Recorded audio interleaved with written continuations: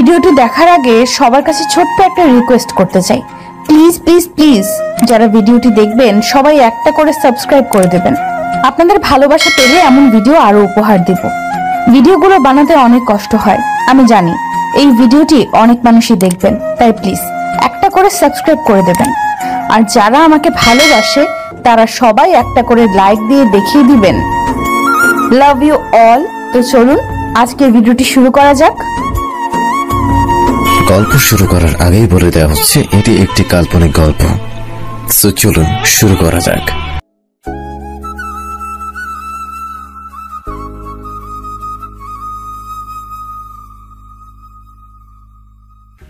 আমি আজ 2 মাস পর জেল থেকে বের হচ্ছি। আসলে আমাকে জামিনে বের করা হয়েছে। আমার বাবা শহরে অনেক বড় শিল্পপতি, তাই বেশি দিন জেলে থাকতে হয়নি। তাই আজ আমার জামিন হয়ে গেল। জেলখানা থেকে বেরিয়ে আনমনে হাঁটতে হাঁটতে বাসার দিকে হাঁটছি। আর রিমির কথা ভাবছি। মেয়েটাকে আমি অনেক ভালোবাসতাম, কিন্তু মেয়েটা আমার ভালোবাসা কোনোদিন বুঝলো না। খুব ভালোবাসতাম রিমিকে। রিমি দেখতে একদম ডানা কাটা পরীর মতো, যাকে দেখলে যে কোনো ছেলে ক্রাশ খাবে। এখন আমার পরিচয়টা দিয়ে নেই। আমি আহনাফ ইসলাম আরিয়ান। আমি অনার্স শেষ করে রেজাল্টের জন্য অপেক্ষা করছি। পরিচয় দিতে দিতে আমার বাসায় চলে আসলাম। বাড়ির কলিং বেল বাজালাম। কিছুক্ষণ পর আমার মা এসে দরজা খুলে দিল। আমি মাকে দেখে অনেক খুশি হলাম। 2 মাস পরে মাকে দেখলাম, কিন্তু মা আমাকে দেখে মুখটা মলিন করে কোনো কথা না বলে ভিতরে ঢুকে গেল। আজ আমার একটা অন্যায়ের জন্য মা আমার সাথে কথা বললো না। খুব খারাপ লেগেছে। মা আমার সাথে কথা না বলে মুখে একরাশ বিরক্ত নিয়ে চলে গেল আমার সামনে থেকে। আমি মার পিছু নিলাম। আমি আমার মাকে ডাকলাম, কিন্তু মা কোনো কথা বলছে না। এবার আমি দৌড়ে মার সামনে গেলাম। মা, কি হলো? আমার সাথে কথা বলছো না কেন? আমি তো রাগের মাথায় একটা ভুল করেছি, তাই বলে আমাকে এভাবে শাস্তি দেবে? আমার কোনো ছেলে নেই। আফনাফ নামে একটা ছেলে ছিল, 2 মাস আগে সে মারা গেছে। আমার কাছে তুই আমার ছেলে না। তোর ওই পাপি চেহারা আমাকে দেখাবি না, আর তোর নোংরা মুখে আমাকে কোনোদিন মা বলে ডাকবি না। তাই বলে মা কান্না করতে করতে চলে গেল রুমে। এবার মার কথা শুনে আমার 2 চোখ বেয়ে অঝোর ধারায় পানি পড়তে থাকলো। শেষ পর্যন্ত আমার মা আমাকে দূরে ঠেলে দিল। খুব কষ্ট হচ্ছে, তাই রুমে এসে দরজা বন্ধ করে অনেকক্ষণ কান্না করলাম। কান্না করতে করতে কখন যে ঘুমিয়ে পড়েছে নিজেই জানি না। ঘুম ভাঙলো দরজার ঠকঠক শব্দে। আমি উঠে দরজা খুলে দিলাম। দরজা খুলে দেখি বাবা দাঁড়িয়ে আছে। আমি বাবাকে দেখে কান্না করে দিলাম আর বাবাকে জড়িয়ে ধরলাম। আসলে বাবার সাথে আমি খুব ফ্রি ছিলাম। কান্না করিস না, সব ঠিক হয়ে যাবে। আর কাল থেকে তুই অফিসে জয়েন করবি, তারপর দেখবি সব ঠিক হয়ে যাবে। আচ্ছা বাবা, তুমি যা বলবে তাই হবে। আর একটা কথা তোকে না জানিয়ে আমি বড় একটা সিদ্ধান্ত নিয়েছি। আশা করি তুই আমার কথা রাখবি। বলো বাবা, আমি তোমার সব কথা রাখবো। আমি তোর সাথে রিমির বিয়ে ঠিক করেছি, কারণ তোর জন্য রিমির জীবন নষ্ট হোক তা আমি চাই না। তাই আমি এই সিদ্ধান্তটা নিয়েছি। তুমি যা ভালো বলছো তাই করো। আপনারা ভাবছেন এই রিমিটাকে? আসুন 2 মাস আগের কাহিনী বলছি। সকালে ঘুমিয়ে আছি, হঠাৎ ফোনের শব্দে ঘুম ভেঙে গেল। আমি বিরক্ত হয়ে ফোনটা রিসিভ করলাম। দেখি আমার বন্ধু ফোন দিয়েছে। আমার বন্ধুর নাম রাজু। ওই শালা, এত সকালে ফোন দিয়ে আমার আরামের ঘুম নষ্ট করলি কেন? আরে রাখ তোর আরামের ঘুম। আর এদিকে রিমি ভাবি অন্য একটা ছেলের সাথে এক রিক্সায় কলেজে যাচ্ছে, আর তুই তাড়াতাড়ি কলেজ চলে আয়। রাজুর মুখে রিমির কথা শুনে আমার নিমিষেই ঘুম উধাও হয়ে গেল। আমি তাড়াতাড়ি ফ্রেশ হয়ে উঠে কলেজের জন্য রওনা দিলাম। আসুন রিমির সাথে পরিচয় করে দিই। রিমি আমাদের কলেজে 2য় বর্ষের ছাত্রী। আমি রিমিকে 2 বছর ধরে ভালোবাসি। রিমিকে অনেকবার প্রপোজ করেছি, কিন্তু রিমি রাজি হয়নি। রিমিকে আমি অনেক ভালোবাসি, যা রিমিকে কেউ এরকম ভাবে ভালোবাসতে পারবে কিনা আমার জানা নেই। পরিচয় দিতে দিতে কলেজে চলে আসলাম। এসে দেখি রিমি একটা ছেলের পাশে বসে আছে আর হেসে কথা বলছে। আমার মাথায় প্রচন্ড রাগ উঠে গেল। আমি সোজা গিয়ে রিমির পাশে বসা ছেলেটির শার্টের কলার ধরে সোজা নাকে একটা ঘুষি দিলাম, আর ছেলেটির নাকে হাত দিয়ে সোজা মাটিতে বসে পড়লো। ওই, তোরে বলছি না কোনো ছেলের সাথে যেন না মিশতে? তারপরে তুই কেন ওই ছেলের সাথে কথা বলছিস? আপনি ওকে মারলেন কেন? আপনি জানেন ছেলেটি কি হয় আমার? ও আমার কাজিন হয়। আসলে আপনাদের মতো বখাটের জন্য আমাদের মতো মেয়েরা আজ অসুরক্ষিত। আপনি একটা বখাটে, আর যাই হোক আপনাকে ভালোবাসা যায় না। রিমি, আমি সরি। আমি তোমাকে অনেক ভালোবাসি, আর এই জন্য তোমার পাশে অন্যকেও আমি সহ্য করতে পারি না। প্লিজ আমাকে ক্ষমা করে দাও। আমি কোনো রাস্তার বখাটে মাস্তানকে ভালোবাসতে পারবো না, যে কিনা রাস্তার কুকুরদের মতো মেয়েদের পেছনে পড়ে থাকে। তাই বলে রিমি চলে গেল কলেজ থেকে। রিমির কথা শুনে খুব কষ্ট হতে লাগলো। যাকে আমি নিঃস্বার্থভাবে ভালোবাসলাম সে আমাকে রাস্তার কুকুর বলল। কিন্তু হঠাৎ করে মাথায় প্রচন্ড রাগ উঠে গেল। আমাকে রাস্তার বকাটে মস্তান বলল। যদি বকাটে মস্তান হই তাহলে বকাটের মতোই রিমির ভালোবাসা আদায় করে নেব। কাল রিমিকে দেখাবো বকাটেরা কিভাবে ভালোবাসে। পরের দিন সকালে রিমির জন্য অপেক্ষা করছি রাস্তায়। আজ রিমিকে বকাটে বলার শাস্তি পেতে হবে। কিছুক্ষণ পর রিমি আসলো, তবে আজ একা এসেছে। কোনো কথা না বলে রিমিকে জোর করে তুলে নিয়ে বাইকে বসে প্রচন্ড স্পিডে বাইক চালিয়ে একটা পুরনো ভাঙা ঘরে নিয়ে চলে আসলাম। আসার সময় রিমি অনেক চিৎকার করছিল আর অনেক ভয় পেয়ে গিয়েছিল। রিমি দেখো, আমি তোমাকে অনেক ভালোবাসি।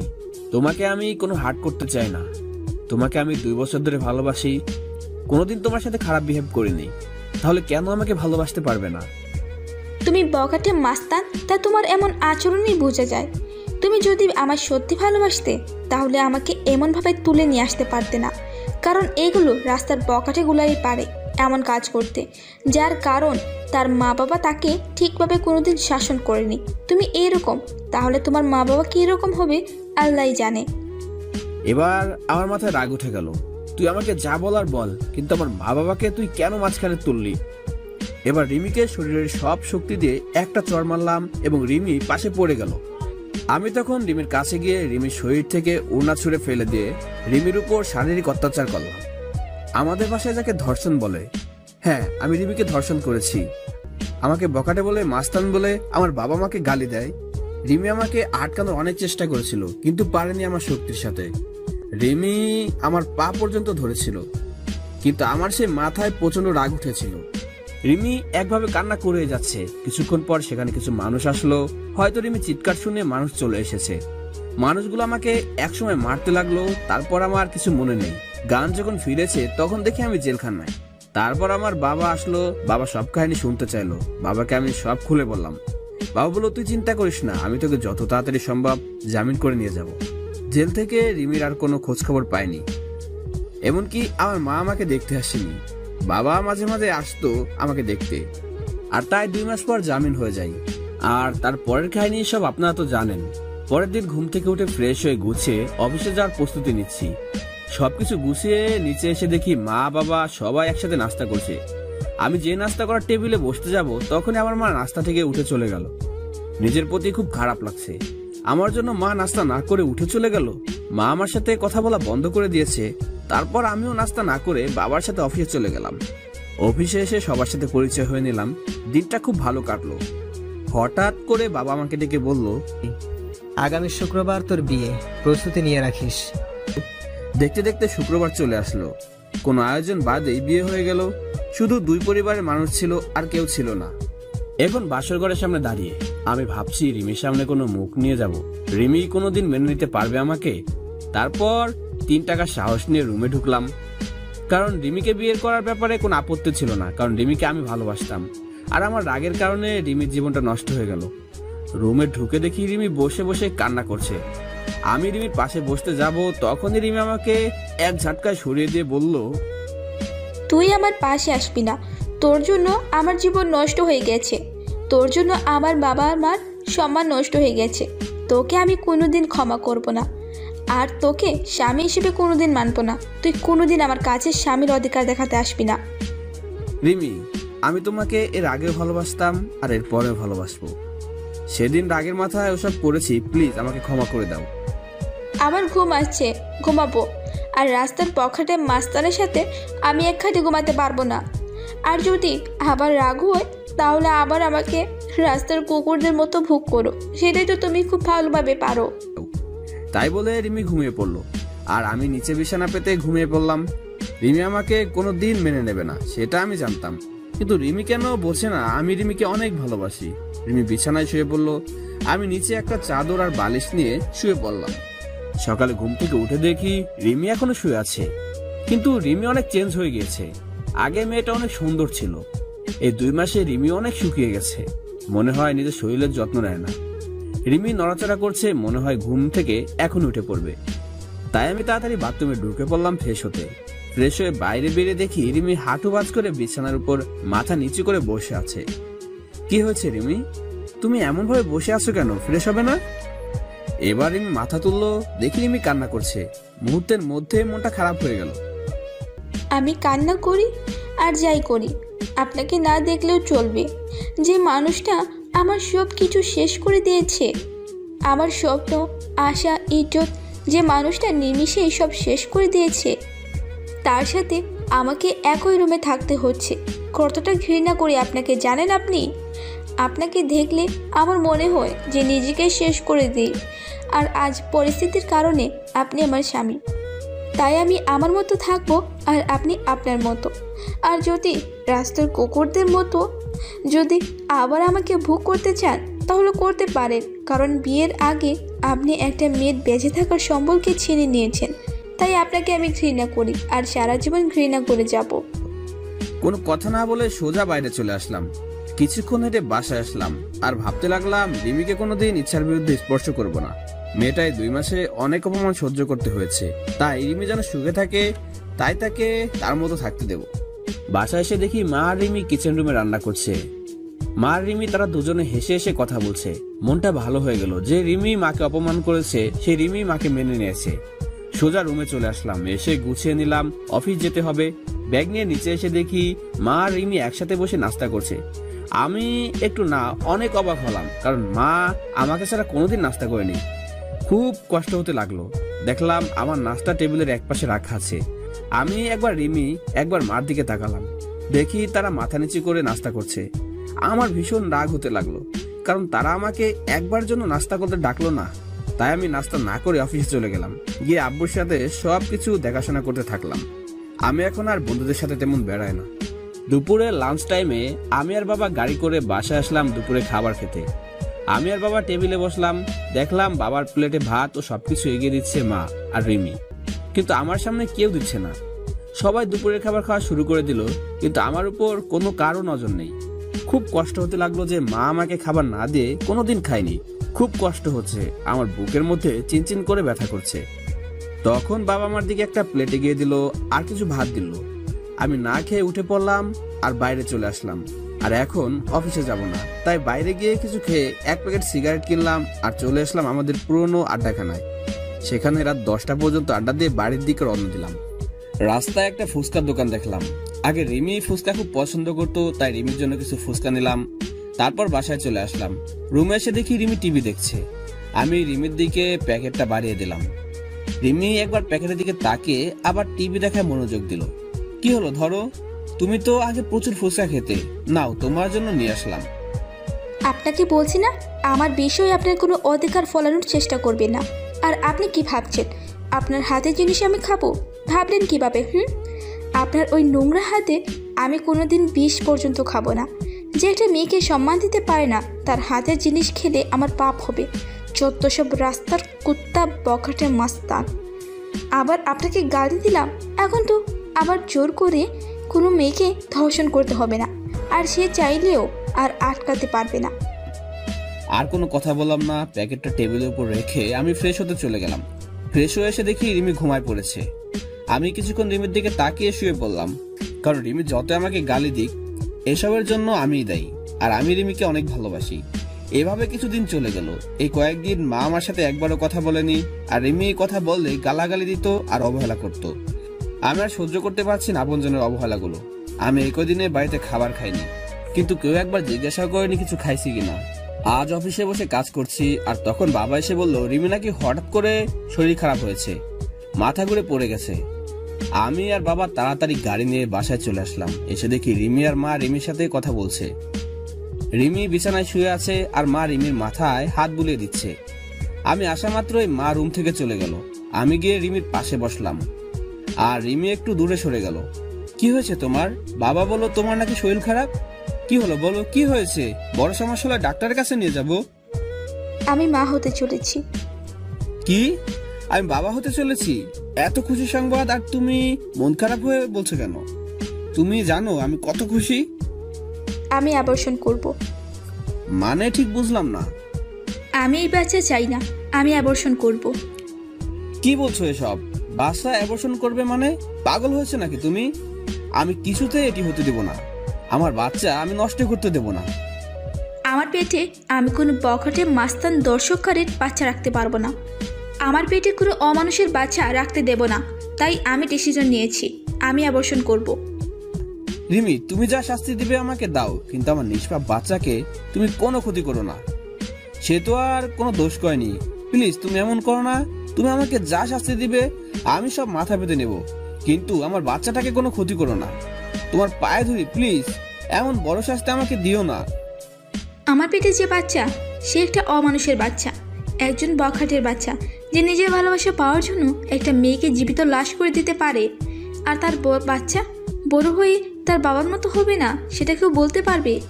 তাই আমার পেটে কোনো অমানুষের বাচ্চা ধরে রাখতে পারবো না। আর এই বাচ্চা যদি বড় হয়ে তার বাবার মতো অমানুষ হয়, তাই আগে থেকে পৃথিবীতে কোনো অমানুষ নিয়ে আসতে পারবো না। প্লিজ রিমি, তুমি আমাকে যা বলার বলো, কিন্তু আমার বাচ্চাটাকে কিচ্ছু বলো না। আমি তোমাকে কথা দিলাম, আমার বাচ্চা পৃথিবীর আলো দেখার সাথে সাথে তোমার থেকে অনেক দূরে নিয়ে যাব।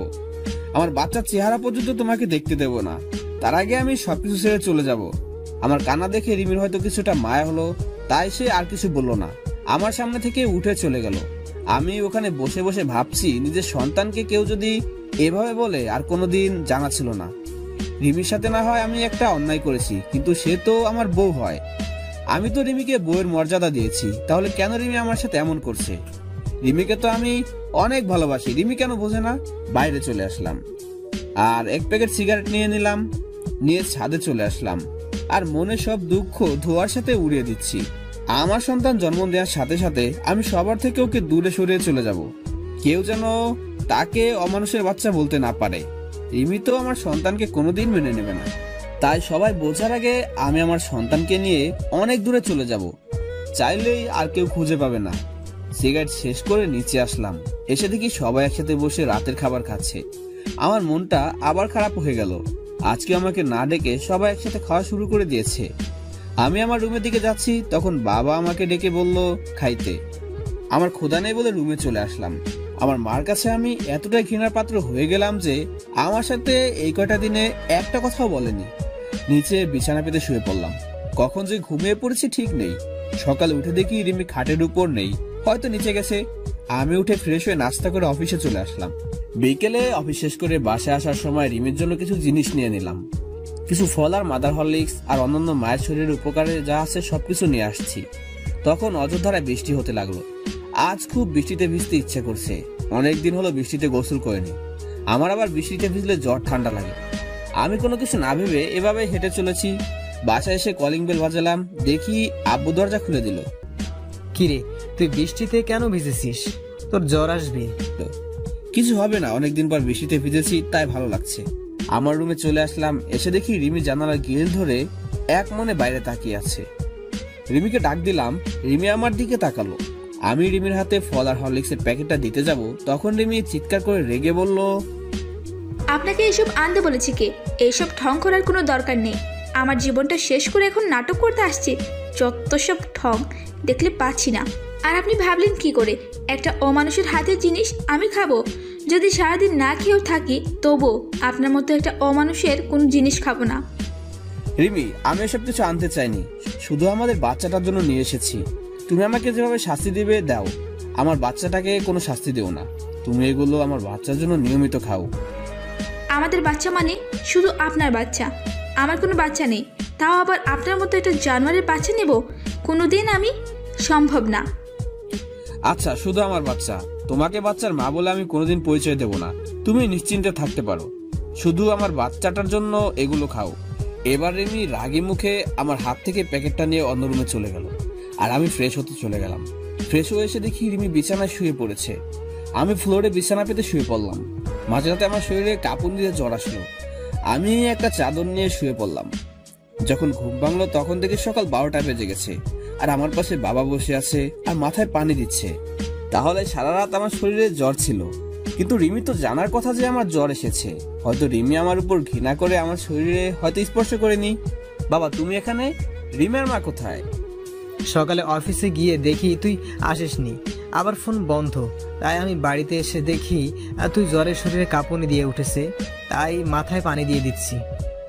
আমার চোখ দিয়ে কয়েক ফোঁটা পানি বের হয়ে গেল। আমার মার জন্য আমার উপর মায়া হলো না। আমি রিমিকে তো আমি নিজের থেকেও ভালোবাসি, তাহলে রিমি অন্তত একটু দেখতে যেত আমি মারা গেছি না বেঁচে আছি। বাবা কিছু খাবার নিয়ে আসবে রাতে, তাই কিছু খাওয়া হয়নি। একটু বস, আমি বৌমাকে পাঠিয়ে দিচ্ছি। না বাবা, দরকার নেই, আমি বাইরে খেয়ে নিব। আমি সব বুঝি রে বাবা, মেয়েটা তোকে এখনো ক্ষমা করতে পারেনি। আমি নিয়ে আসছি খাবার। তাই বলে বাবা চলে গেল নিচে খাবার আনতে, আর আমি বিছানায় শুয়ে আছি। তখন রিমি রুমে আসলো আর আমার দিকে একবার তাকিয়ে নিজের কাজ সেরে আবার রুমের বাইরে চলে গেল।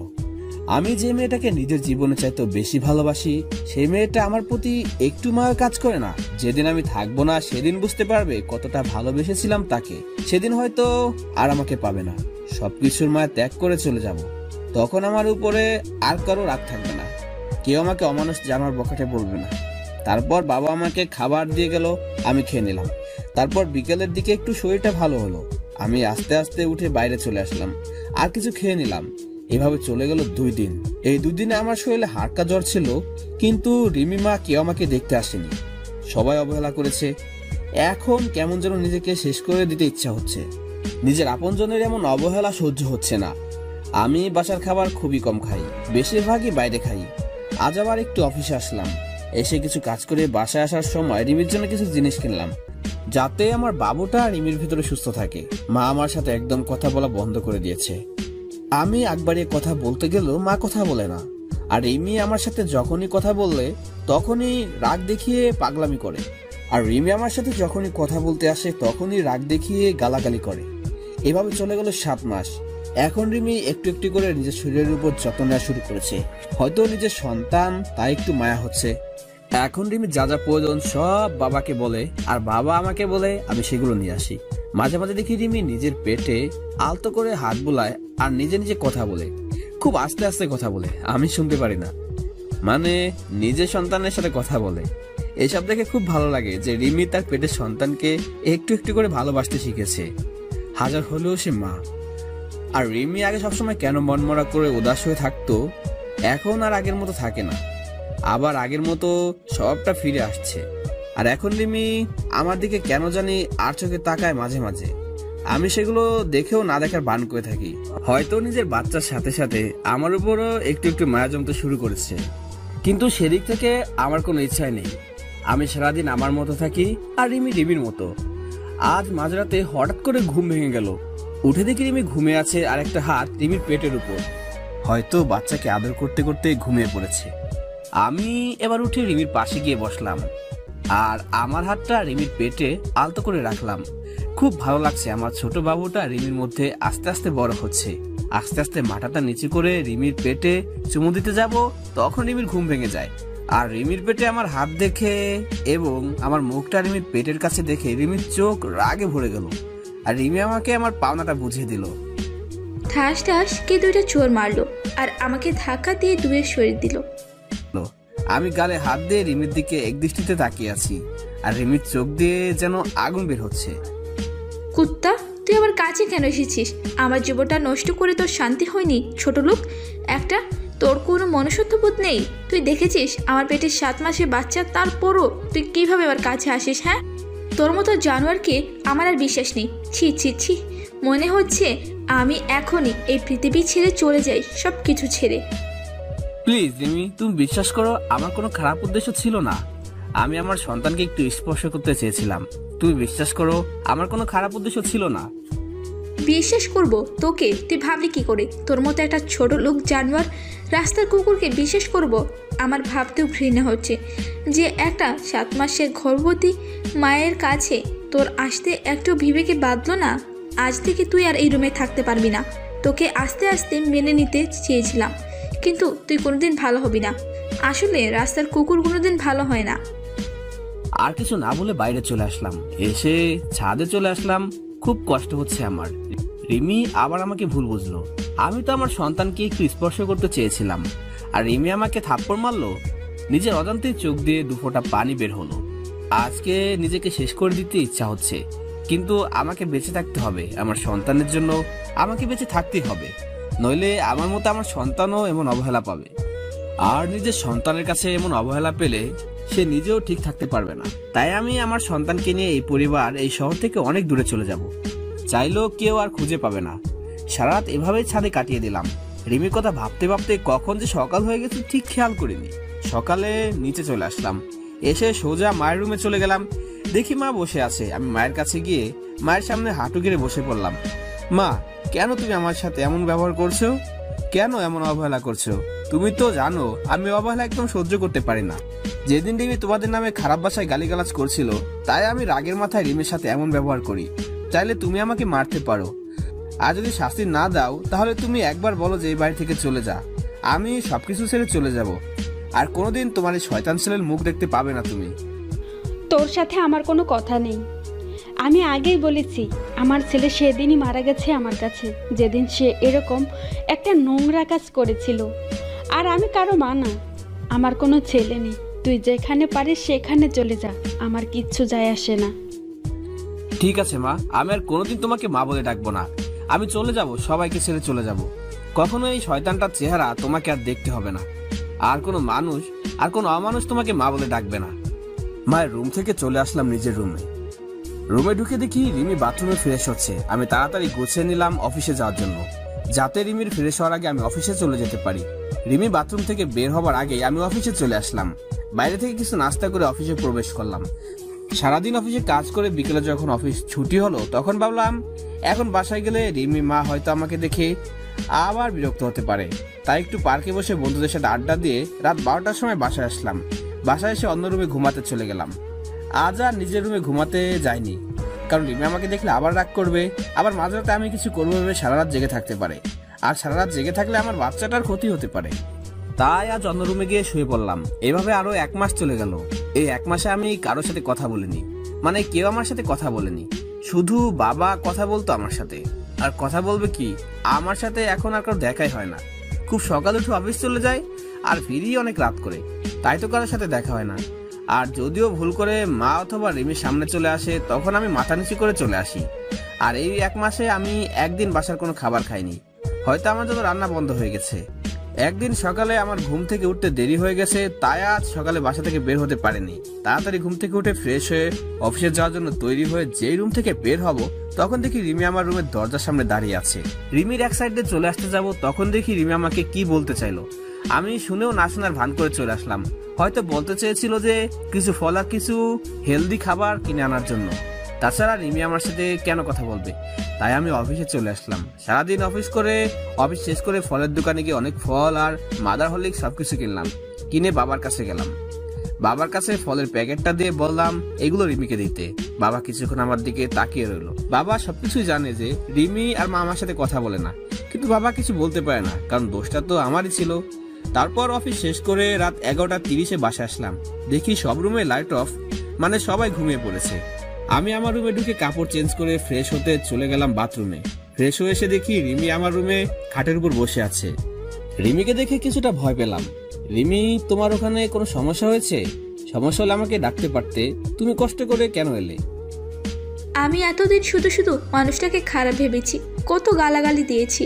আর সেই মানুষটা আমার সাথে কোনোদিন খারাপ কথা বলেনি, এমনকি আমার উপর কোনোদিন রাগ পর্যন্ত করেনি। রিমি, কি ভাবছো তুমি? কোনো সমস্যা হয়েছে? আর আমি তো বাবার কাছে সবকিছু কিনে দিয়েছি। কোনো কিছু কিনতে ভুল হয়ে গেলে বলো, আমি কালকে ড্রাইভারকে দিয়ে পাঠিয়ে দেব। আহনাফের ডাকে ভাবনার জগৎ থেকে ফিরে আসলো। না, কিছু হয়নি, সব কিছু ঠিক আছে। আপনি রাতে কিছু খেয়েছেন? মনে হয় কিছু খাননি, চলেন আপনাকে খাবার দেই। আমি রিমির কথা শুনে মনে হলো আকাশ থেকে পড়লাম। রিমি আমাকে খাবার জন্য বলছে, খুবই অবাক হলাম। আমার খাওয়া নিয়ে কারো চিন্তা করতে হবে না। আর তুমি এত রাত পর্যন্ত জেগে আছো কেন? শরীর খারাপ করবে, যাও ঘুমিয়ে পড়ো।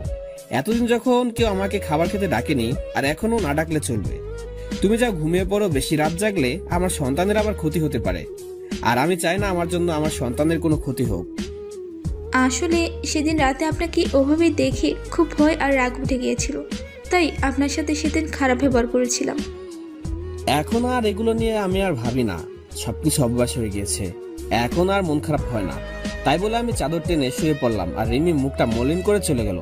আর আমি ভাবতে থাকলাম, রিমি এতদিন পরে আমার সাথে কথা বললো, খুব ভালো লাগছে। রিমি তাহলে আমাকে ফিল করতে শুরু করেছে। কিন্তু আগেকার কথা মনে পড়তে সবকিছু অন্ধকার হয়ে গেল।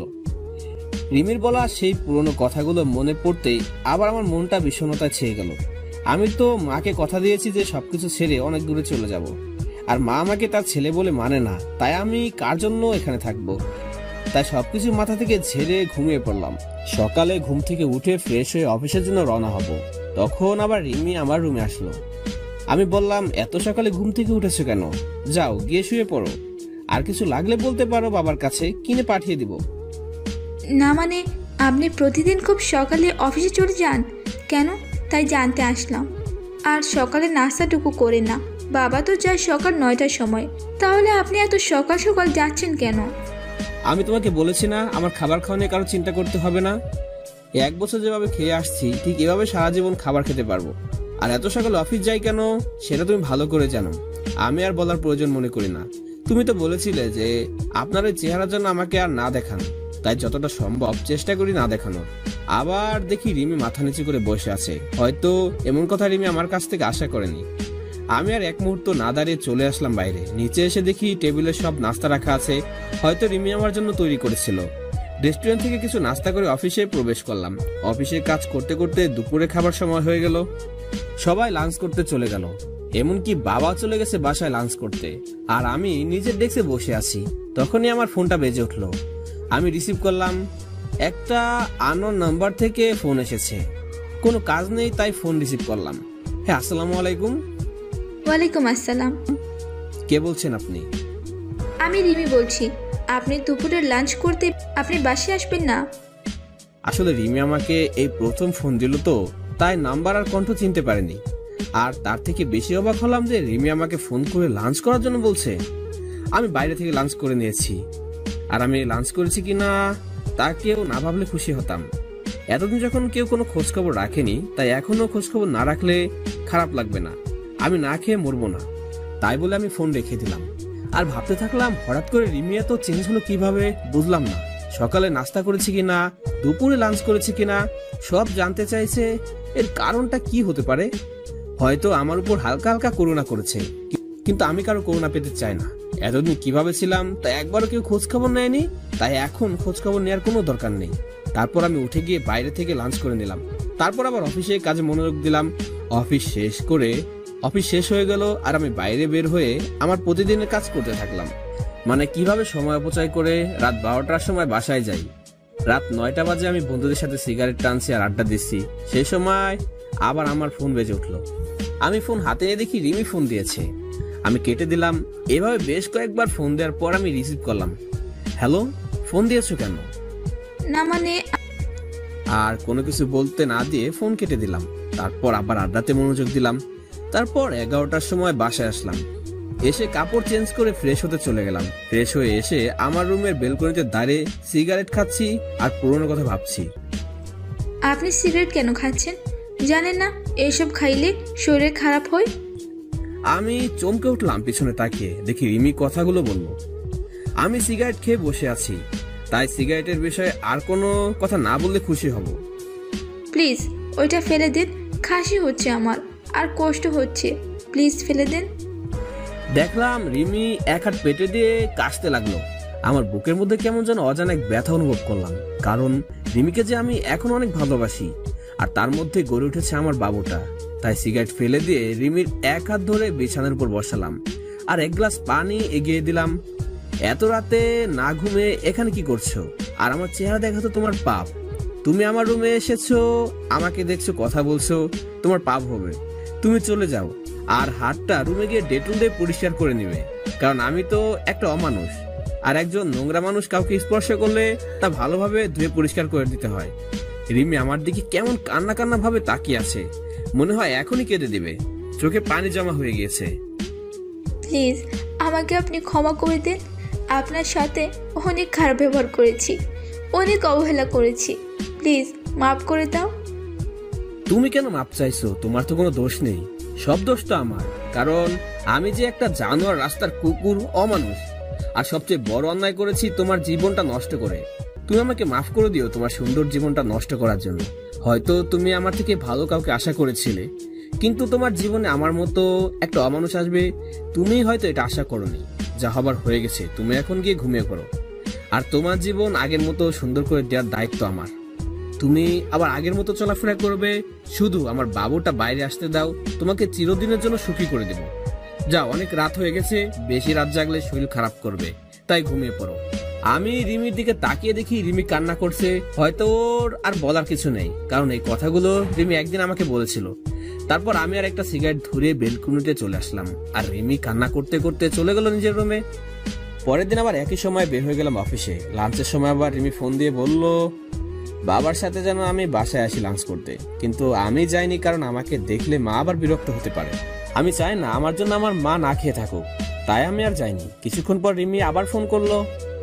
কি ব্যাপার, আপনাকে না বাবার সাথে বাসায় আসতে বললাম, আপনি কেন আসলেন না? আমি দুপুরে এখন খাই না, না খাওয়ার অভ্যাস হয়ে গিয়েছে, আর এখন আবার খাওয়া শুরু করলে অভ্যাসে পরিণত হবে, তাই আমারটা বাদ দিয়ে তোমারটা চিন্তা করো। তারপর আমি ফোন বন্ধ করে নিজের কাজ করতে থাকলাম। অফিস শেষ করে আবার আরেকটা চাকরি করতে হবে, সেটা হলো সময় নষ্ট কিভাবে রাত 12টা পর্যন্ত বাইরে থাকা যায়। আজ আর ফোন অন করিনি, ঠিক 12টার সময় বাসায় পৌঁছলাম। রুমে ঢুকতে দেখি রিমি হাজির। আপনার ফোন বন্ধ কেন? কতবার ফোন দিয়েছি জানেন আপনি? কেন এই অমানুষটাকে আবার ফোন দেওয়ার কারণ কি? তোমাকে বেশি রাত জাগতে নিষেধ করেছি না? তারপর কেন রাত জাগো? হ্যাঁ, রাত জাগলে আমার সন্তানটার ক্ষতি হতে পারে, তাই বেশি রাত জাগবে না, যাও ঘুমিয়ে পড়ো। রিমি আবার আমার দিকে কাঁদো কাঁদো মুখে তাকিয়ে আছে, আমার চোখের কোণে পানি জমতে শুরু করেছে। রিমি চোখ মুছে বলল, না আসলে ডেলিভারির আর তো বেশি দিন সময় নেই, আর 1 মাস সময় আছে, তাই বলছিলাম কি এই 1 মাস আমার রুমে ঘুমাবেন। কেন তোমার রুমে কেন? তাছাড়া একটা জানোয়ার তোমার রুমে থাকলে তোমার সমস্যা হতে পারে। না, কোনো সমস্যা হবে না, আরও ভালো হবে। বলা যায় না কখন ডেলিভারি পেইন উঠে যাবে, আর রাতে কখন কি লাগে ঠিক মতো নিতে না পারি, তাই। আর পরে যদি বাচ্চার কোনো প্রবলেম হয়, তাই। এবার আমি কিছু বললাম না, কারণ সবার আগে আমার বাবুটা, তারপরে অন্য কেউ। তাই রিমির সাথে আমি রুমে চলে আসলাম। রিমি বিছানায় ঘুমালো আর আমি সোফায় ঘুমালাম। তারপর রিমির ঘুম থেকে ওঠার আগে আমি অফিসে চলে আসলাম। পরের দিন এভাবে কাজ করে রাতে রিমির রুমে সোফায় শুয়ে আছি। তখন রিমি বলল, আচ্ছা আমাদের বাবু হলে বাবুর নাম কি রাখবেন? আমাদের বাবা মানে শুধু আমার সন্তান, ও কারণ না। আমার সন্তান আমার যেটা ভালো লাগবে সেটা নাম রাখবো, তোমার এ বিষয়ে মাথা না ঘামালেও চলবে। এখন ঘুমাও তুমি। রিমি এবার কান্না শুরু করে দিল। কিছুক্ষণ কান্না করতে করতে পরে ঘুমিয়ে পড়ে। এভাবে কেটে যায় 1 মাস। এই 1 মাসে রিমি অনেক চেঞ্জ হয়ে গিয়েছে, আমার উপর অধিকার খাটানো শুরু করেছে, কিন্তু আমি রিমিকে সেই সুযোগ দিতাম না। প্রতিদিন সকালে নাস্তা করার জন্য ডাক দিত, কিন্তু আমি কোনো কিছু না বলে চুপ করে চলে আসলাম। এতে রিমি অনেক কষ্ট পেত। তারপর দুপুরে লাঞ্চ টাইমে প্রতিদিন আমাকে ফোন দেবে, আমি ফোন বন্ধ করে রাখতাম, আর না হয় রিসিভ করতাম না। একদিন অফিসে কাজ করেছি, তখন বাবা আমার কাছে দৌড় আসলো আর বলল যে রিমিকে নাকি হসপিটালে নিয়ে যাওয়া হয়েছে, ডেলিভারি পেইন উঠেছে। আর বাবা আর আমি তাড়াতাড়ি হসপিটালে চলে আসলাম। রিমিকে ডাক্তার ওটিতে নিয়ে গেছে, আর মা বাইরে বসে আছে। কিছুক্ষণ পর ডাক্তার বেরিয়ে আসলো আর বলল, আপনার ছেলে হয়েছে আর রিমিও ভালো আছে। আমার ছেলের কথা শুনে আজ আমি সবচেয়ে বেশি খুশি। আসলে বাবা হওয়ার যে কি আনন্দ, আর আমার কেমন অন্যরকম একটা অনুভূতি কাজ করে মনের মধ্যে। খুশিতে আমার 2 চোখ দিয়ে পানি বের হয়ে গেল। ডাক্তার সাহেব, আমি কি আমার ছেলের সাথে দেখা করতে পারি?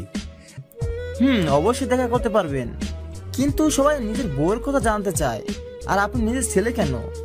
একবার ওকে জিজ্ঞাসা করলেন না যে আপনার স্ত্রী কেমন আছে?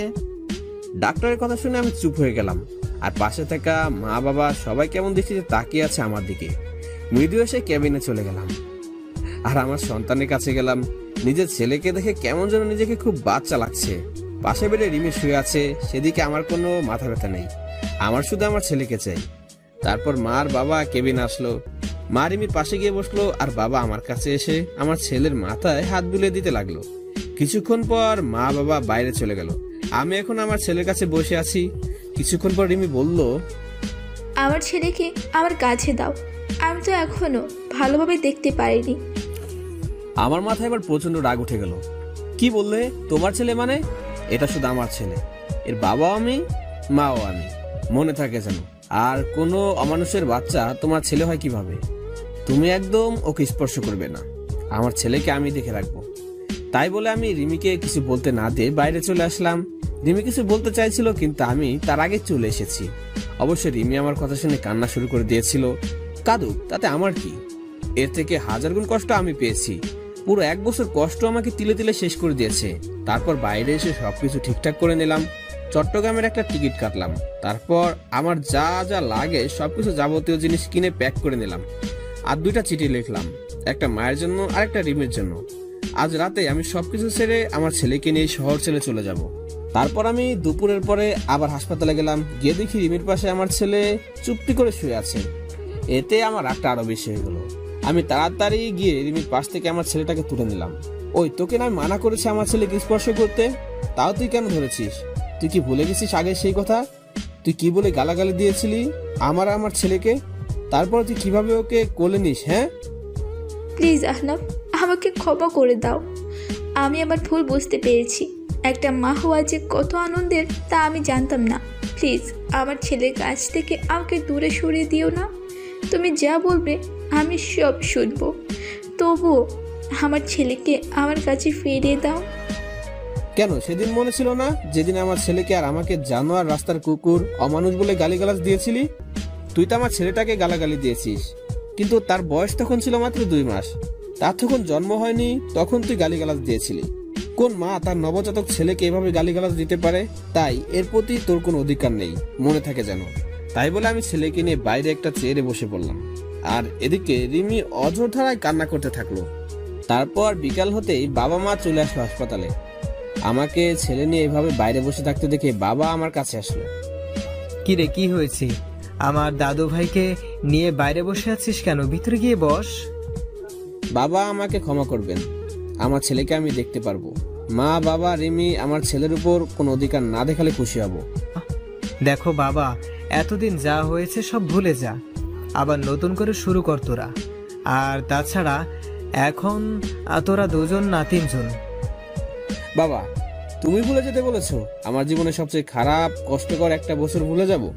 কোনোদিন সম্ভব না বাবা। এতদিন আমাকে যেমন অবহেলা করে এসেছে, তেমনি আমি চাই না আমার ছেলেটাকে সবসময় আমার মতো অবহেলা নিয়ে বড় হোক। বাবা, তোমাকে আমার আর আমার ছেলেকে নিয়ে কোনো চিন্তা করতে হবে না, তুমি শুধু মায়ের শরীরের দিকে খেয়াল রাখবে। তাই বলে আমি আমার ছেলেকে নার্সের কাছে দিয়ে বাইরে চলে আসলাম। তারপর সারাদিন বাইরে কাটিয়ে দিলাম। আমার চট্টগ্রামের বাস ছাড়বে রাত 11:30। তারপর সোজা হাসপাতালে চলে গেলাম। গিয়ে দেখি রিমি ঘুমিয়ে আছে, আর তার হাতের পাশে আমার বাবুটা ঘুমিয়ে আছে। আমি বাবুটাকে কোলে নিয়ে তারপর সেখানে একটা চিঠি রেখে আমার ছেলেকে নিয়ে সোজা বাস স্ট্যান্ডে চলে আসলাম। আর আমার মার জন্য যে চিঠিটা, সেটা মা কাল সকালে পেয়ে যাবে। তারপর আমি ব্যাগপত্র নিয়ে বাসে উঠে পড়লাম, আর মোবাইল সিমটা খুলে ভেঙে বাইরে ফেলে দিলাম।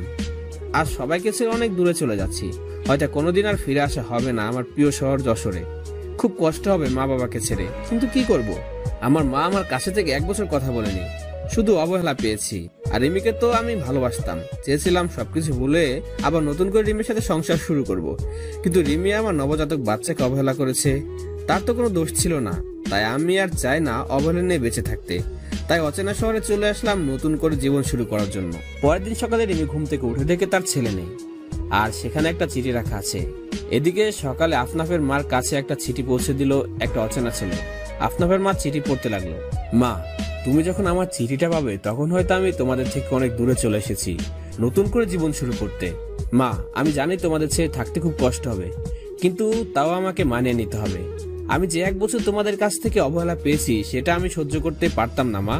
খুব কষ্ট হতো, মাঝে মাঝে মনে হতো এই পৃথিবী ছেড়ে চিরতরে চলে যাই। কিন্তু আমি আমার ছেলের জন্য নিজের ক্ষতি করিনি, কারণ আমার যদি কিছু হয়ে যায় তাহলে আমার মতো আমার ছেলেটাকে এমন অবহেলা নিয়ে বড় হতে হবে। আর আপনজন অবহেলা করলে যে কত কষ্ট হয় শুধু আমি জানি। তাই আমি তোমাদের ছেড়ে অনেক দূরে চলে যাচ্ছি। আমি তো তোমার কাছে সেই 1 বছর আগে মারা গেছি, তাই আর তোমাদের ছেলে বলে পরিচয় দিতে হবে না। আর আমার এই পাপী নোংরা চেহারা তোমাকে আর দেখতে হবে না। তাই আমি আমার ছেলেকে নিয়ে অনেক দূরে চলে যাচ্ছি মা, যেখানে কোনো অবহেলা নেই। যদি কোনোদিন ভুল করে থাকি তাহলে ক্ষমা করে দিও মা। ইতি, তোমার অবহেলার পাত্র। মা চিঠিটা পড়া মাত্রই কান্না শুরু করে দিল, আর তাড়াতাড়ি উঠে হাসপাতালে যেতে লাগলো। এদিকে হাসপাতালে আফনাফের দেওয়া চিঠি পড়তে থাকলো। রিমি, তুমি হয়তো জানো না, তোমাকে 2 বছর আগে যে ভালোবাসতাম ঠিক এভাবে এখনো ভালোবাসি, কিন্তু আমার ভালোবাসা তুমি বুঝলে না। মনে করেছিলাম জেল থেকে বের হয়ে আবার তোমাকে বিয়ে করে দুজনে সুখী থাকবো, কিন্তু বিয়ে হলো, আমরা সুখী হতে পারলাম না। তুমি যদি চাইতে তাহলে আমাদের সংসারটা আজ অন্যরকম হতো, কিন্তু তুমি চাওনি, কারণ আমি যে একটা অমানুষ জানোয়ার। তাই তুমি তো একদিন বলেছিলে আমার গর্ভে কোনো অমানুষের বাচ্চা ধারণ করতে পারবো না। কিন্তু আমি তোমার প্রতি কৃতজ্ঞ যে তুমি আমার ছেলেটাকে গর্ভে ধারণ করেছো। আর তুমি যেদিন আমাকে ভুল বুঝে থাপ্পড় মেরেছিলে সেদিন যত কষ্ট পেয়েছিলাম, আর তুমি কি বলেছিলে আমাকে ক্ষমা করে দাও, আমি সেদিন রাগের মাথা উল্টাপাল্টা করে ফেলেছি। রিমি, তুমি কি জানো মানুষ রাগের মাথায় সবসময় সত্যি কথা বলে, আর তাই সেদিন তুমি যা বলছো হয়তো সব সত্যি। আর আমি তোমার জীবন নষ্ট করেছিলাম, আর সেই জীবন থেকে আমি চিরদিনের জন্য তোমার ছেলেকে নিয়ে চলে যাচ্ছি। তুমি তো একদিন বলেছিলে তোর মতো পাপী চেহারা আমি দেখতে চাই না, তাই আমি তোমার কথা রাখার জন্য চলে যাচ্ছি। আর আমার ছেলেকে আর কোনোদিন অমানুষ বলে গালিগালাজ করো না। তুমি পারলে যত খুশি আমাকে গালিগালাজ দিও, আমার ছেলেটাকে আমি কেমন ভাবে গড়ে তুলবো জানি না, কিন্তু তোমাদের মতো অবহেলা করব না যেভাবে তোমরা আমাকে করেছো। তাই আমি চিরদিনের জন্য তোমাদের ছেড়ে চলে যাচ্ছি কোনো এক অজানা শহরে। যদি পারো আমাকে ক্ষমা করে দিও। ইতি, একটা অমানুষ। রিমি আহনাফের চিঠি পেয়ে পাগলের মতো কান্না করতে থাকলো, আর আফনাফ বলে চিৎকার করতে থাকলো। তখনই আফনাফের মা আসলো রুমে, আর রিমি আফনাফের মাকে জড়িয়ে ধরে চিৎকার করে কান্না করতে থাকলো, আর বারবার আফনাফ ফিরে আসো, আমার ছেলেকে ফিরে দাও বলে চিৎকার করে কান্না করতে থাকলো। আর এদিকে আফনাফ তার ছোট ছেলেকে নিয়ে এক অচেনা শহরে চলে আসলো। কাউকেই চিনে না, কোথায় থাকবে আফনাফ সেটাও জানে না। পরের দিন আমি আমার ছেলেকে নিয়ে একটা চায়ের দোকানে বসে আছি। আমি হালকা নাস্তা করে আমার ছেলের জন্য দুধ কিনে তাকে কষ্ট করে খাওয়ালাম। অনেক হয়েছে, এবার আমার ছেলের একটা নাম রাখতে হবে। তাই আমার ছেলের নাম আব্দুল্লাহ আল সামি রাখলাম, কিন্তু আমি তাকে সামি বলে ডাকবো, আপনারাও ডাকতে পারেন সামি বলে। তারপর দোকানে আর কিছুক্ষণ বসে থাকার পরে হঠাৎ করে দোকানদার বলল, কি ব্যাপার, আপনি এতটুকু বাচ্চা নিয়ে এভাবে ঘুরে বেড়াচ্ছেন কেন? আর বাচ্চার মা কোথায়?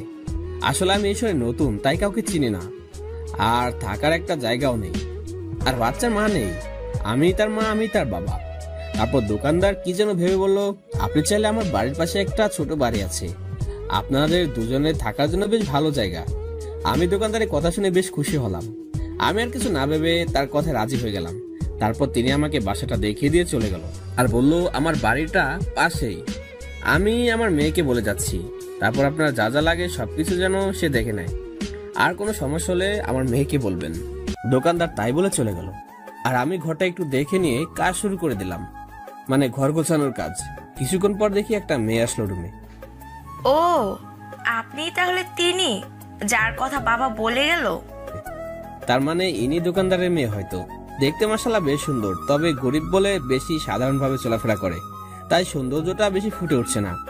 জি, আমি ঘর ভাড়া নিয়েছি, আসলে এখানে কাউকে চিনি না তো, তাই আপনাকে আসতে হলো। আপনি একটু দেখিয়ে দিলেই হবে। আরে আপনি কোনো চিন্তা করবেন না, আপনার যা যা দরকার বলবেন, আমি দেখিয়ে দেব। আর আমাকে আপনি করে না বলে নাম ধরে ডাকলে খুশি হব। আমার নাম তনিমা, তনিমা বললেই খুশি হব। ও আচ্ছা, নাম ধরে ডাকবো। তখনই সামি কেঁদে উঠলো, আর তনিমা বলল, এখানে একটা বাচ্চা কান্না করতেছে, কোথায়? আমি তাড়াতাড়ি গিয়ে সামিকে কোলে তুলে নিলাম, কিন্তু কান্না থামার কোনো নামগন্ধই নেই। এই বাচ্চাটা কার? কার বাচ্চা চুরি করে নিয়ে আসছেন? বলেন কার বাচ্চা, নইলে আমি কিন্তু লোকজন ডাকবো আর বলবো আপনি একটা বাচ্চা পাচারকারী। আমি বাচ্চা চুরি করতে যাব কেন? এটা আমার ছেলে, আমি ওর বাবা, আর আমি কোনো বাচ্চা পাচারকারী না, বুঝলেন? তাহলে বাচ্চার মা কোথায়? বাচ্চার মাকে তো দেখতে পাচ্ছি না। আমার ছেলের মা নেই, সে আমার ছেলেটাকে জন্ম দিতে গিয়ে মারা গেছে। এখন থেকে আমি ওর বাবা মা। ও, তা আগে বলবেন তো। আর বাচ্চাকে কেউ এভাবে কোলে নেয়? দেন, আমার কাছে দেন। তাই বলে তানিমা আমার কাছ থেকে বাচ্চাটা নিজের কোলে নিয়ে নিল, আর স্বামী কান্না থেমে গেল। আসলে বাচ্চারা মাতৃকোলে বেশি মানায়। আচ্ছা, আপনি ঘরটা গোছান, আমি আপনার ছেলেকে দেখছি। তাই বলে তানিমা স্বামীকে নিয়ে বাইরে চলে গেল, আর আমি ঘরটা গোছানো শুরু করলাম। ঘর গোছানো শেষ করে আমি বাইরে গিয়ে দেখি স্বামী তানিমার কোলে আর আমি ঘুমাচ্ছে। দেখে খুব ভালো লাগলো, কারণ সারাটা দিন বাসের মধ্যে ভালোভাবে ঘুমাতে পারেনি। দেন, স্বামীকে আমার কাছে দেন, রুমে শুয়ে দিয়ে আসি। আপনার কাছে দিলে আবার ঘুম ভেঙে যাবে, আমি নিয়ে যাচ্ছি, চলেন। তারপর তানিমা স্বামীকে বিছানায় রেখে আসবে, তখন বলল, আচ্ছা আপনার নামটাই তো জানা হলো না। আমার নাম আফনাফ হাসান, আমাকে আপনার বলে ডাকলেই হবে। ও আচ্ছা, দুপুরে আমাদের বাসায় খাবেন, বাবা বলে গেছে যেন দুপুরের খাবার আমাদের বাসায় খান। আমি শুধু মাথা নাড়িয়ে ইশারা করে হ্যাঁ বললাম। তারপর আমি নিজের ঘরে চলে আসলাম, আর কিছু টুকটাক কাজ করে নিলাম। আসার সময় কিছু টাকা নিয়ে এসেছিলাম, এখন আপাতত এই টাকা দিয়ে চলতে হবে। আর কিছুদিনের মধ্যে একটা চাকরি জোগাড় করতে হবে, কিন্তু আমি চাকরি করতে গেলে স্বামীকে কে দেখবে? তারপর আমি দুপুরের সময় বসে আছি, তখন তনিমা আমার জন্য খাবার নিয়ে আসলো আর স্বামীর জন্য ফিডার করে দুধ নিয়ে আসলো। আপনি আবার কষ্ট করে এগুলো নিয়ে আসলেন কেন? আমাকে বললে আমি গিয়ে নিয়ে আসতাম। তা কি করে হয়? আপনি তো আমাদের মেহমান, তাই আপনার ভালো মন্দ দেখার সব দায়িত্ব আমার। তারপর আমি তনিমার কাছ থেকে দুধের ফিডারটা নিয়ে স্বামীর মুখে দুধ খাওয়াতে যাব, তখন তানিমা বলল, এসব কাজ আপনাদের না, এসব কাজ আমাদের, তাই আপনি খেয়ে নিন, আমি স্বামীকে দুধ খাওয়াচ্ছি। তারপর আমি দুপুরে খাবার খেতে লাগলাম, আর তানিমা স্বামীকে কোলে তুলে খুব যত্ন করে খাওয়াতে লাগলো। মনে হচ্ছে স্বামী তার মায়ের কোলেই দুধ খাচ্ছে, আর তানিমা মনে হচ্ছে তার নিজের ছেলেকে কোলে তুলে যত্ন করে দুধ খাওয়াচ্ছে। এভাবে চলছিল আমাদের দিনগুলি। এখন আমার থেকে তানিমা স্বামীকে বেশি খেয়াল করে, খুব আদর করে স্বামীকে। স্বামী যেন তার নিজের মাকে পেয়েছে। আর তানিমা আমাকেও বেশ কেয়ার করে। আর হ্যাঁ, তানিমার মা বেঁচে নেই। তানিমার বাবা সারাদিন চায়ের দোকানে কাজ করে, আর তানিমা সারাদিন স্বামীকে নিয়ে পড়ে থাকে। কিছুদিন ধরে ভাবছি একটা চাকরি করব, কারণ বাড়ি বসে থাকতে থাকতে সবসময় ভালো লাগে না।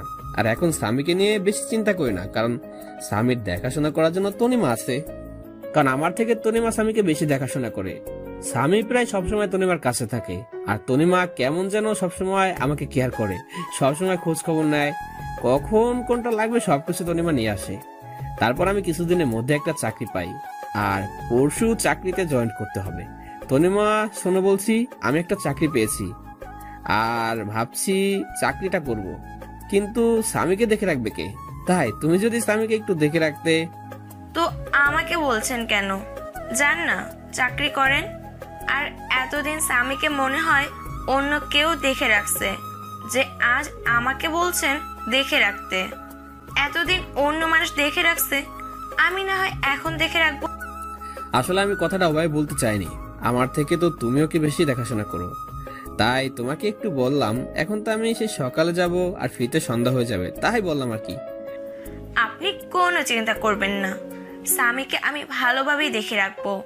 আর স্বামী তো আমারই ছেলে নাকি? কি বলে? আমি স্বামী তোমার ছেলে মানে? কই, কখন বললাম? আমি তো বলছি সে তো আমার ছেলের মতোই। ও ঠিক আছে। কিছুদিন ধরে দেখছি তনিমা কেমন যেন সবসময় মনে মনে কি সব বলে, আর কেমন সবসময় আর চোখে আমার দিকে তাকিয়ে থাকে।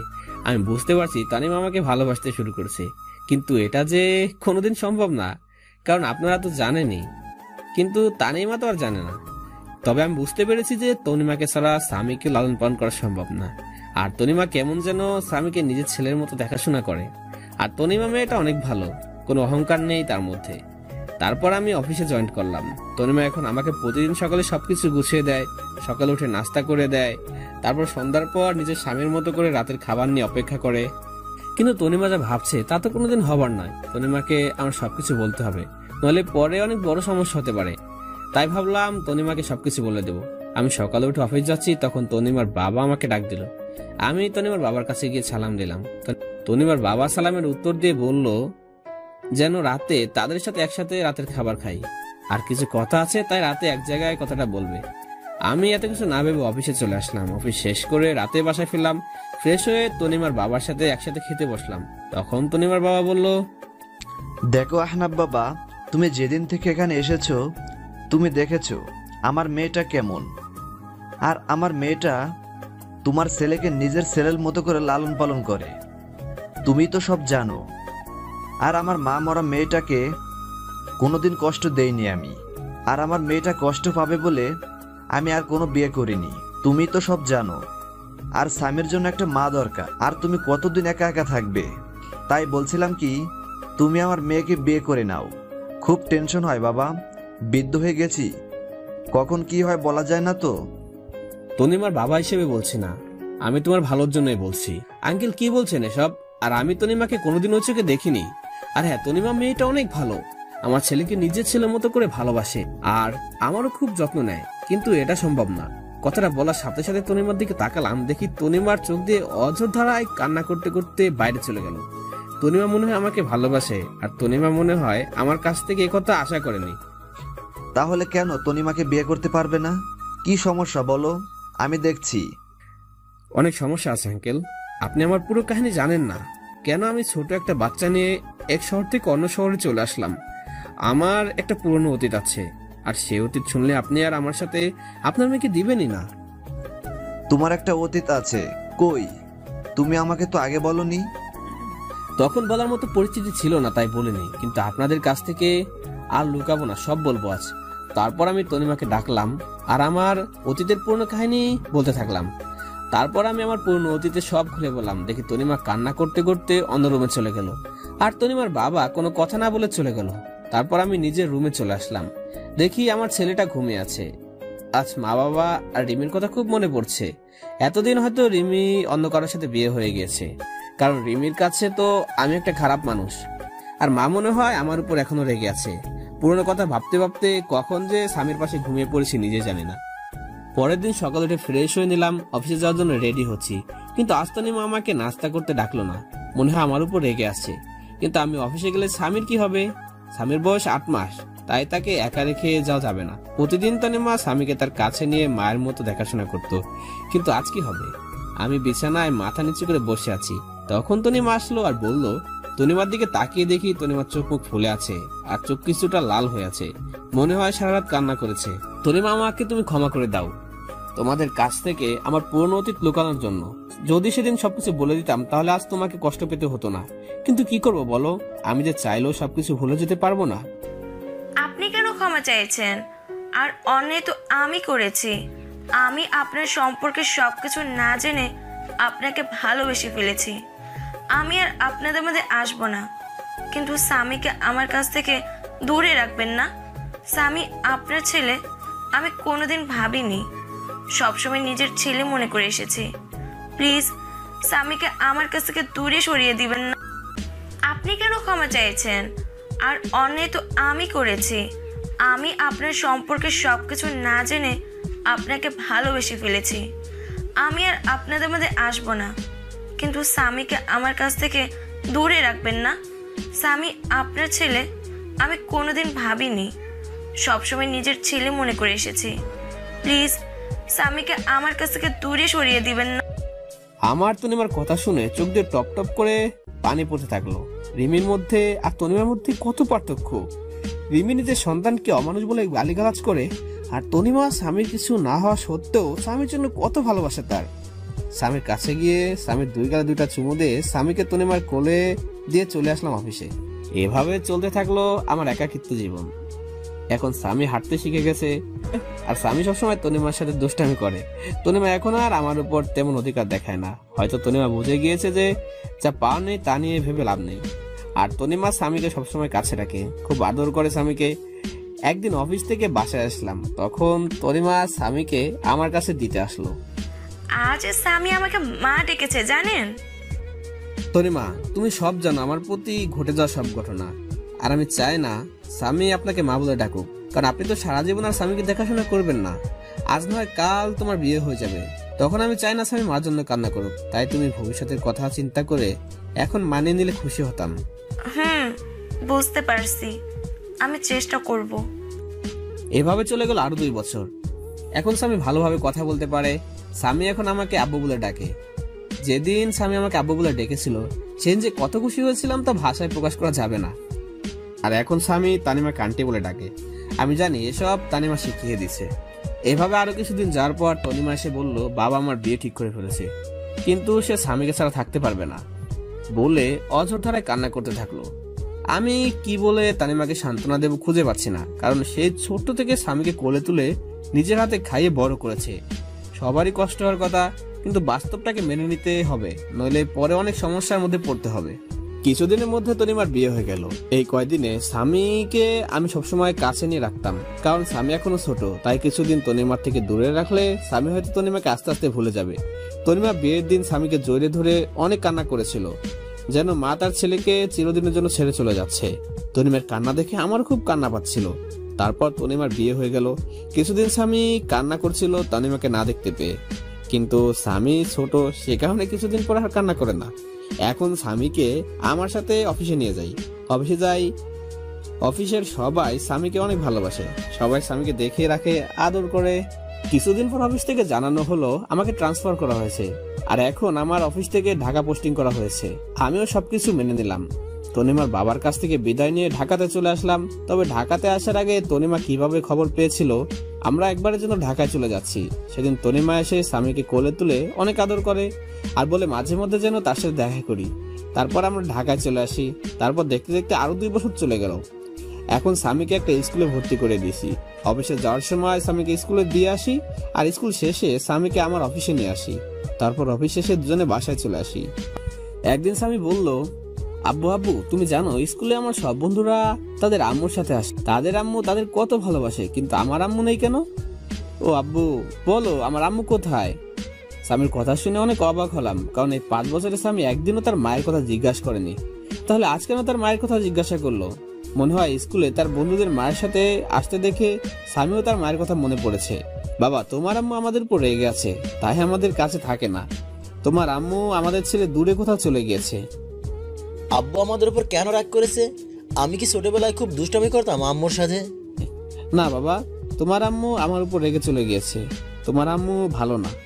আমার পিচ্চি বাবুটার কষ্ট বোঝে না, তাই তোমার আম্মু ভালো না। আব্বু তুমি কি বলেছিলে যে আম্মু রাগ করে চলে গেছে?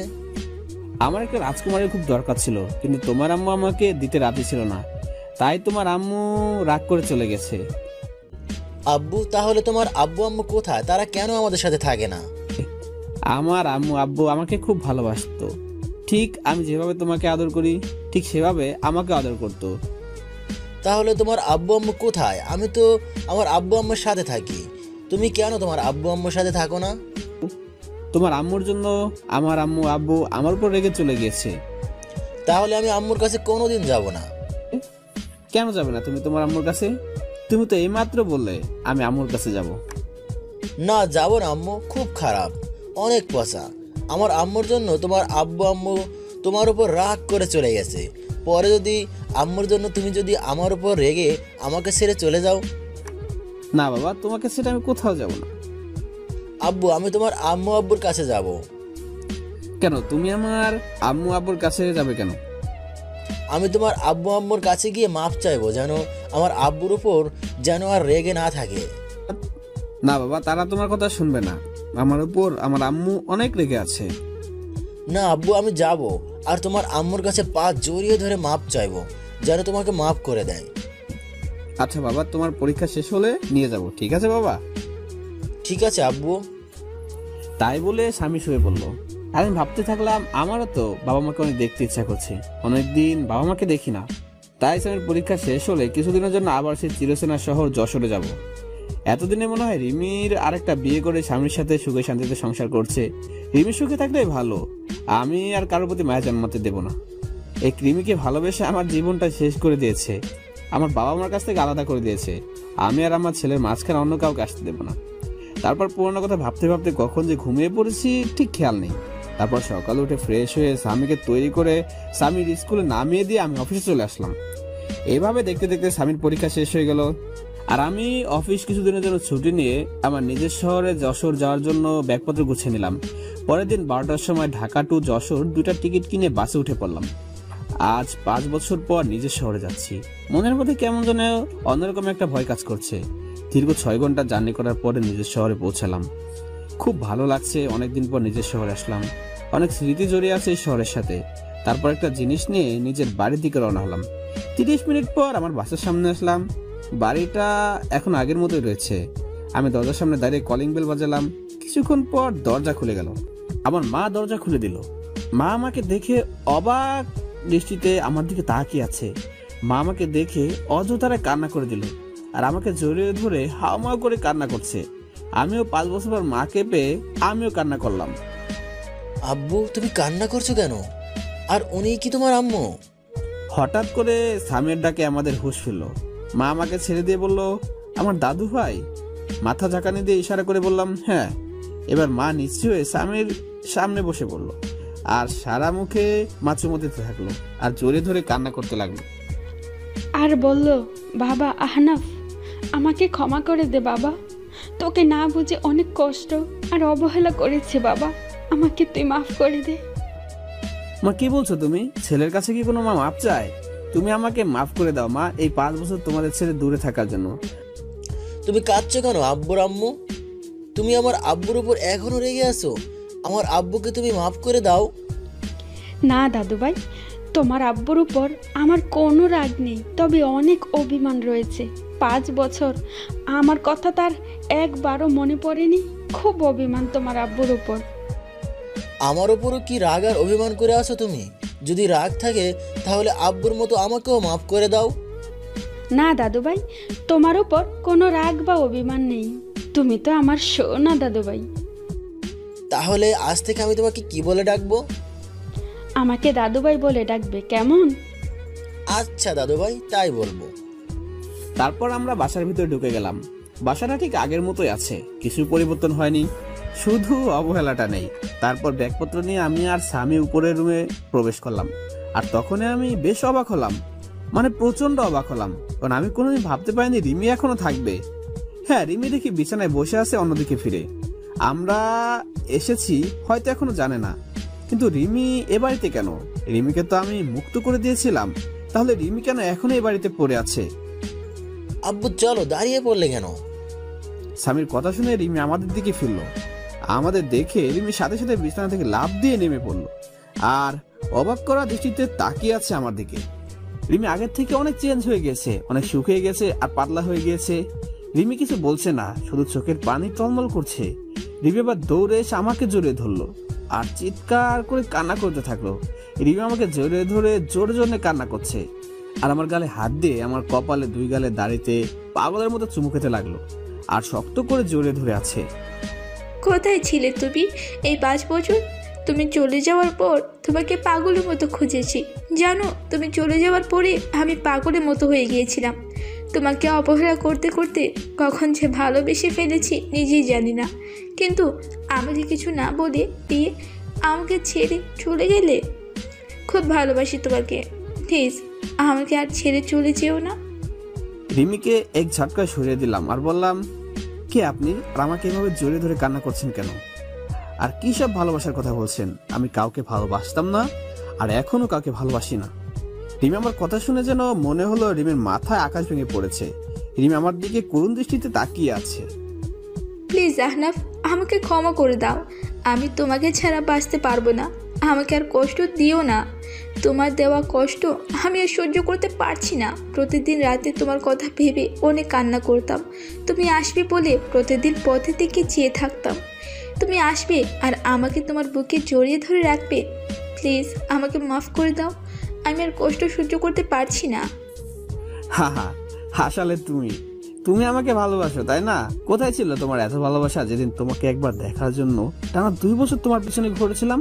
কোথায় ছিল তোমার ভালোবাসা যেদিন আমি ভালোবাসার নামে শুধু অবহেলায় পেয়েছি? তোমার কাছে প্রতিদিন মাপ চাইতাম আর একটা মাত্র অন্যায়ের জন্য, কিন্তু আমি কি পেয়েছি? শুধু কিছু সুন্দর সুন্দর গালাগালি আর মায়ের অবহেলা। তুমি কি জানো আপনজনের অবহেলা কত কষ্টকর, যা আমাকে ভিতরে ভিতরে একদম শেষ করে দিয়েছে। তাই আমি আর কখনো অবহেলা সহ্য করতে পারবো না। আর কারোর প্রতি আমার কোনো টান বা ভালোবাসা নেই। এখন শুধু আমি আমার ছেলেকে নিয়ে বাঁচতে চাই। আমার পুরো পৃথিবী জুড়ে এখন শুধু আমার ছেলে রয়েছে। আমি আর কাউকে আমার পৃথিবীতে প্রবেশ করতে দেব না। রিমি এবার নিচে তাকিয়ে দেখে স্বামী দাঁড়িয়ে আছে। রিমি স্বামীকে দেখে আরো জোরে কান্না শুরু করে দিল আর রিমি হাঁটুবাজ করে স্বামীর সামনে গিয়ে বসে পড়লো আর জোরে ধরলো স্বামীকে জোরে ধরে কান্না করতে থাকলো আর 2 গালে চুমু খেতে লাগলো। রিমির এমন ঢঙের ভালোবাসা দেখে আমার রাগটা চরমে উঠে গেল। রিমির সেসব কথা বলা হঠাৎ করে মনে পড়ে গেল। রিমির কাছ থেকে স্বামীকে সরিয়ে নিয়ে আমি স্বামীকে কোলে তুলে নিলাম। কি করছেন আপনি? আমার ছেলেকে এভাবে জড়িয়ে ধরেছেন কেন?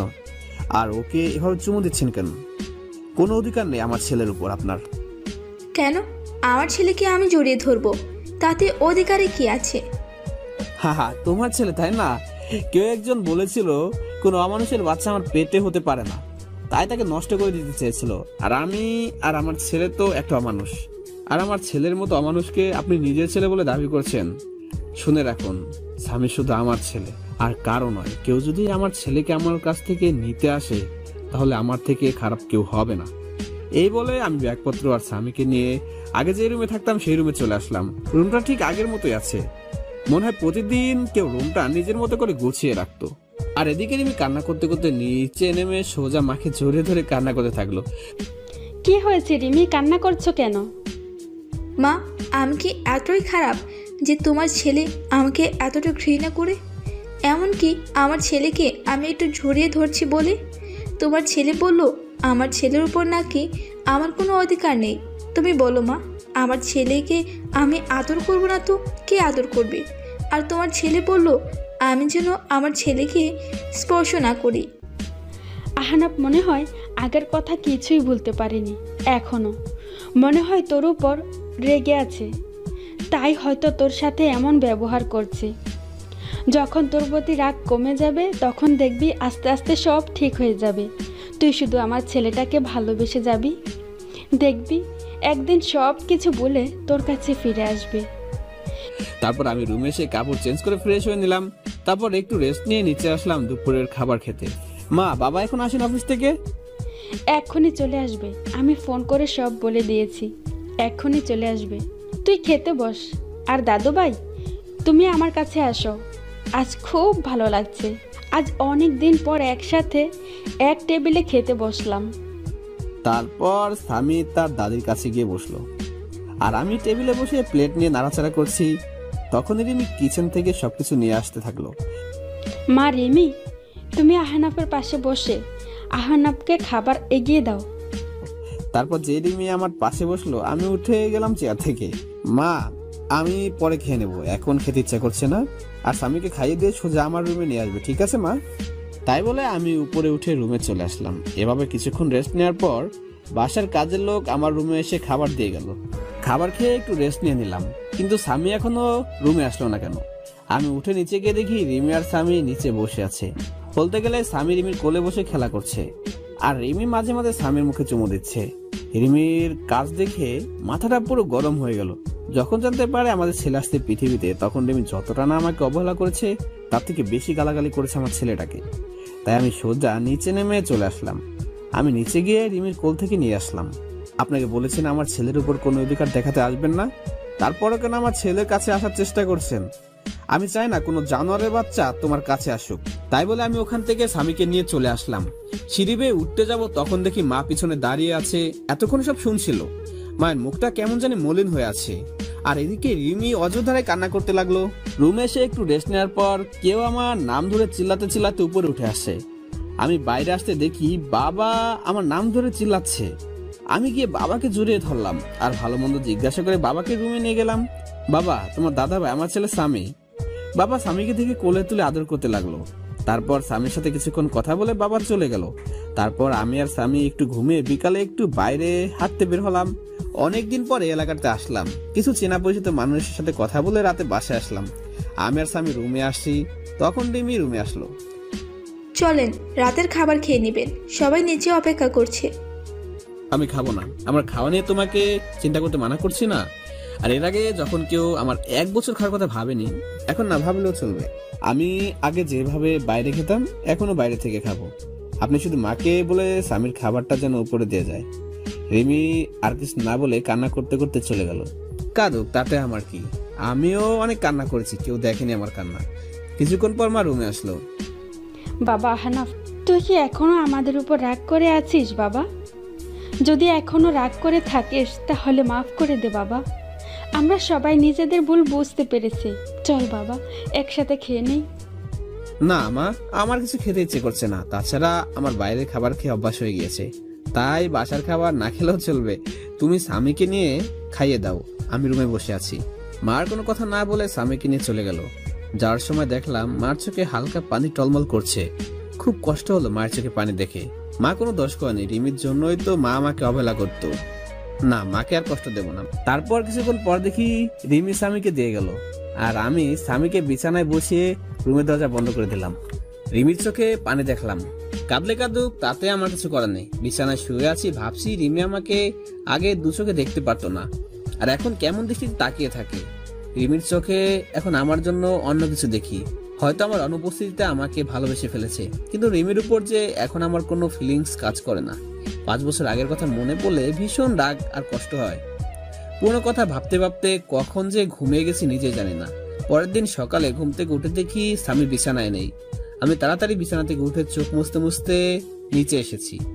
স্বামীকে সুন্দর পোশাক পরে নিজের কোলে তুলে খুব সুন্দর করে নিজের হাতে খাইয়ে দিচ্ছে, আর তারা কথা বলছে। বাবা, তোমার এতদিন মায়ের কথা মনে পড়েনি? খুব মনে পড়তো। আম্মু আমার স্কুলের সব বন্ধুদের সাথে মা স্কুলে নিয়ে যেত, আবার নিয়ে আসতো। খুব মন খারাপ হতো তখন। কিন্তু আব্বু যেই মায়ের কথা বললাম, তখন আব্বু বলতো আমার নাকি কোনো মা নেই, আমার মা নাকি খুব পচা। আমাকে আর আব্বুকে অনেক গালাগালি করতো আর অবহেলা করতো। কিন্তু আম্মু, তুমি তো অনেক ভালো আম্মু, তাহলে আব্বু এরকম কথা বলতো কেন যে তুমি অনেক খারাপ, পচা? স্বামীর কথা শুনে রিমির মুখটা মুহূর্তেই ফ্যাকাশ হয়ে গেল, কারণ সে নিজেই তো তার ছেলেকে আর আহনাবকে অনেক গালিগালাজ আর অনেক খারাপ ভাষায় কথা বলেছে। আর দাঁড়িয়ে না থেকে রিমির সামনে চলে গেলাম। এই যে মিস ভদ্রমহিলা, আপনার লজ্জা করে না পরের ছেলেকে আদর করতে? আর আমাদের মতো পাপী নোংরা মানুষকে স্পর্শ করলে আপনার আবার সমস্যা হবে। আর স্বামী, তোমাকে না বলছি আমাকে না বলে কোথাও যাবে না, তাহলে কেন এখানে আসছো? আর আমি বলছি না তোমার আম্মু নাই, তাহলে কেন এই মহিলাকে আম্মু বলছো? আর যেন কোনোদিন তোমাকে আম্মু বলতে না দেখি, মনে থাকবে? আর আমি তোমার আব্বু আম্মু, মনে থাকে তো? আব্বু, কিন্তু এই আম্মুটা বলেছে আমি নাকি তোমার আম্মু, তাই আমি আম্মু বলে ডেকেছি। আর এই আম্মু আমায় অনেক ভালোবাসে আর আদর করে, আমি আম্মুর বলে ডাকি। চুপ, একদম চুপ। আর একবার আম্মু বললে তোমাকে একটা থাপ্পড় মারবো। স্বামী আমার ঝাড়ি শুনে ভয় পেয়ে গেল আর কান্না করতে লাগলো। প্লিজ স্বামীকে বকবে না, ওর কোনো দোষ নেই। আমি ওকে জোর করে নিয়ে আসছি, আর ওকে কেন পাপী নোংরা বলছেন? ও তো একটা ছোট বাচ্চা। এই কথাটা আজ থেকে 5 বছর আগে আমার ছেলেকে বলেছিল। তখন সে একদম বাচ্চা ছিল, একদম নিষ্পাপ ছিল। এতটাই নিষ্পাপ ছিল যে তার তখনও জন্ম হয়নি। তখন থেকে সে অন্যায়ভাবে নিয়মিত অমানুষ, পাপী, জানোয়ার বলে অস্বীকৃতি পেয়েছে। আমার কথা শুনে রিমি এবার মাথাটা নিচু করে জোরে জোরে কান্না করতে করতে ফ্লোরে বসে পড়লো আর কান্না করতে থাকলো। আমি স্বামীকে নিয়ে চলে আসলাম উপরে। স্বামী কান্না করতে করতে আমার কাঁধের উপর ঘুমিয়ে পড়েছে। আমি স্বামীকে বিছানায় রেখে ফ্রেশ হতে চলে গেলাম। ফ্রেশ হয়ে গুছিয়ে নিলাম, একটু বাবার অফিসে যাব। আজ অনেকদিন পর একটু অফিসে যাব, কিন্তু স্বামী ঘুমিয়ে পড়েছে। ওকে রেখে যাব নাকি সাথে নিয়ে যাব, এই নিয়ে চিন্তায় পড়ে গেলাম। তারপর স্বামীকে রেখে যাওয়ার সিদ্ধান্ত নিলাম। তারপর রুম থেকে বেরিয়ে মার কাছে চলে গেলাম। মা, আমি একটু অফিসে যাচ্ছি। স্বামী ঘুমিয়ে আছে, স্বামী জেগে গেলে তাকে তোমার কাছে রাখবে, আর যেন কেউ স্পর্শ না করে ওকে, তাহলে আমার থেকে খারাপ কেউ হবে না। বাবা আহনাফ, তুই এখনো পুরনো কথা বলতে পারিসনি? বাবা, আগের সব কথা ভুলে গিয়ে নতুন করে শুরু করা যায় না? মা, আমি চাইলেও কিছু ভুলতে পারবো না, যার জন্য আমার জীবন থেকে 5টা বছর আর কষ্ট অবহেলা কেটেছে। 5 বছর আমার বাবা মার সাথে সম্পর্ক বিচ্ছিন্ন ছিল। একটা নিষ্পাপ শিশু 5 বছর তার মায়ের আদর থেকে বঞ্চিত হয়েছে। কিভাবে আমি সবকিছু ভুলে যাব মা, বলো তুমি? এখন আসতে চাইতাম না, শুধু স্বামী তোমাদের দেখবে বলে এসেছি এখানে। আর যদি তোমরা মনে করো আমি এসে তোমাদের আবার বিরক্ত করছি, তাহলে একবার বল, আমি এখনই চলে যাবো চিরদিনের জন্য। না বাবা, যাস না। তুই যেভাবে থাকিস আমরা আর কিছুই বলবো না, কিন্তু আমাদের ছেড়ে যাস না। আর কত কষ্ট দিবি এই মাটাকে? কোনো কথা না বলে চলে আসলাম ওখান থেকে। তারপর সোজা অফিসে চলে আসলাম। অফিসে সবার সাথে বেশ আড্ডা দিলাম। যারা নতুন স্টাফ তাদের সাথে পরিচয় হয়ে নিলাম। তারপর দুপুরে বসেছিলাম, লাঞ্চ করার সময় হয়ে গিয়েছে। আমি নিজের ডেস্কে বসে আছি, তখন বাবা আসলো আর বলল, চল আহনাফ, লাঞ্চ করে আসি। কিন্তু আমি যেতে চাইলাম না, শুধু স্বামীর জন্যই বাসায় আসলাম। বাবা কলিং বেল বাজালো। কিছুক্ষণ পর মা এসে দরজা খুলে দিল। আমি ভিতরে ঢুকে দেখি স্বামী আর রিমি দুজনে হেসে হেসে খেলা করছে আর দুষ্টামি করছে। রিমি আমাকে আসতে দেখে রিমি স্বামী থেকে দূরে সরে গেল, মনে হয় কিছুটা ভয় পাইছে। আমি আর কিছু বললাম না, কারণ এখানে বাবা রয়েছে। চুপচাপ স্বামীকে নিয়ে উপরের রুমে চলে আসলাম। কিছুক্ষণ পর রিমি রুমে আসলো। আপনাকে নিচে ডাকছে দুপুরে খাবার খেতে, সবাই নিচে বসে অপেক্ষা করছে।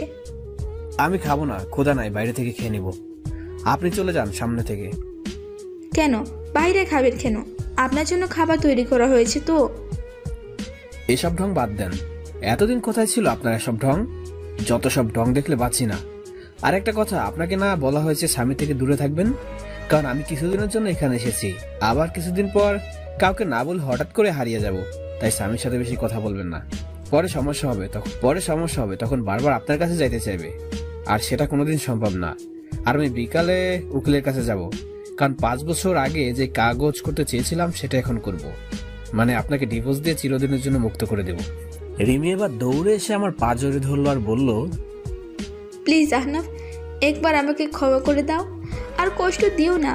অনেক কষ্ট সহ্য করেছি, আর পারছি না। তুমি যদি চলে যাও তাহলে যাবার আগে আমাকে খুন করে চলে যাবে, কারণ তোমাকে আর আমার ছেলেটাকে ছাড়া আমি আর বাঁচতে পারবো না। তুমি চলে যাবার আগে আমাকে তোমার হাত দিয়ে খুন করে চলে যাবে, তাহলে আমাকে আর কোনোদিন কষ্ট পেতে হবে না। রিমির কান্না দেখে আমার খুব খারাপ লাগলো, খুব কষ্ট হতে লাগলো, কারণ রিমিকে তো আমি পাগলের মতো ভালোবাসতাম, এখনো ভালোবাসি, কিন্তু আমার রাগ আর অভিমানের কাছে আমার ইগোটা বারে বারে হার মেনে যায়। তখন স্বামী আমাদের কাছে আসলো, আর স্বামী সোজা গিয়ে রিমির সামনে গিয়ে রিমির চোখের পানি মুছে দিচ্ছে। আম্মু, তুমি আব্বুর পা ধরে কান্না করছো কেন? তুমি কেঁদো না আম্মু, আমিও কিন্তু কেঁদে দেবো। আর আব্বু, আমি তোমার কাছে কিসের জন্য মাপ চাইছে? তুমি আম্মুকে মাফ করে দাও আব্বু। স্বামী, তুমি তোমার দাদু ভাইয়ের কাছে যাও, আর তুই আমার ছেলেটাকে নিজের করে নিয়েছিস, যে তোর হয়ে কথা বলছে, তোকে ক্ষমা করে দিতে পারি, তাহলে আমার জীবন থেকে 5 বছর ফিরিয়ে দে, যেখানে আমি প্রতিনিয়ত অবহেলা পেয়েছি। তোর কারণে আমি 5 বছর বাবা মার থেকে দূরে থেকেছি, তোর কারণে মায়ের কাছ থেকে যে অবহেলা পেয়ে প্রতি রাতে কান্না করেছি, কষ্টে বুকটা ফেটে চিৎকার করে কান্না করতাম। দিতে পারবি সেই চোখের পানি? তোর জন্য আমার ছেলেটা মায়ের আদর থেকে 5 বছর বঞ্চিত ছিল, ফিরিয়ে দিতে পারবি আমার জীবনের সবচেয়ে কালো অধ্যায়? রিমি কোনো কথা না বলে ফ্লোরে বসে কান্না করছে। আমি রুম থেকে চলে আসলাম বাইরে, তারপর স্বামীকে নিয়ে বাসা থেকে বের হয়ে গেলাম। ভীষণ রাগ হচ্ছে রিমির উপর। যখন আমাদের গর্বে ছিল তখন মনে ছিল না এসব কথা, যত সব আহ্লাদি দেখলে বাঁচি না।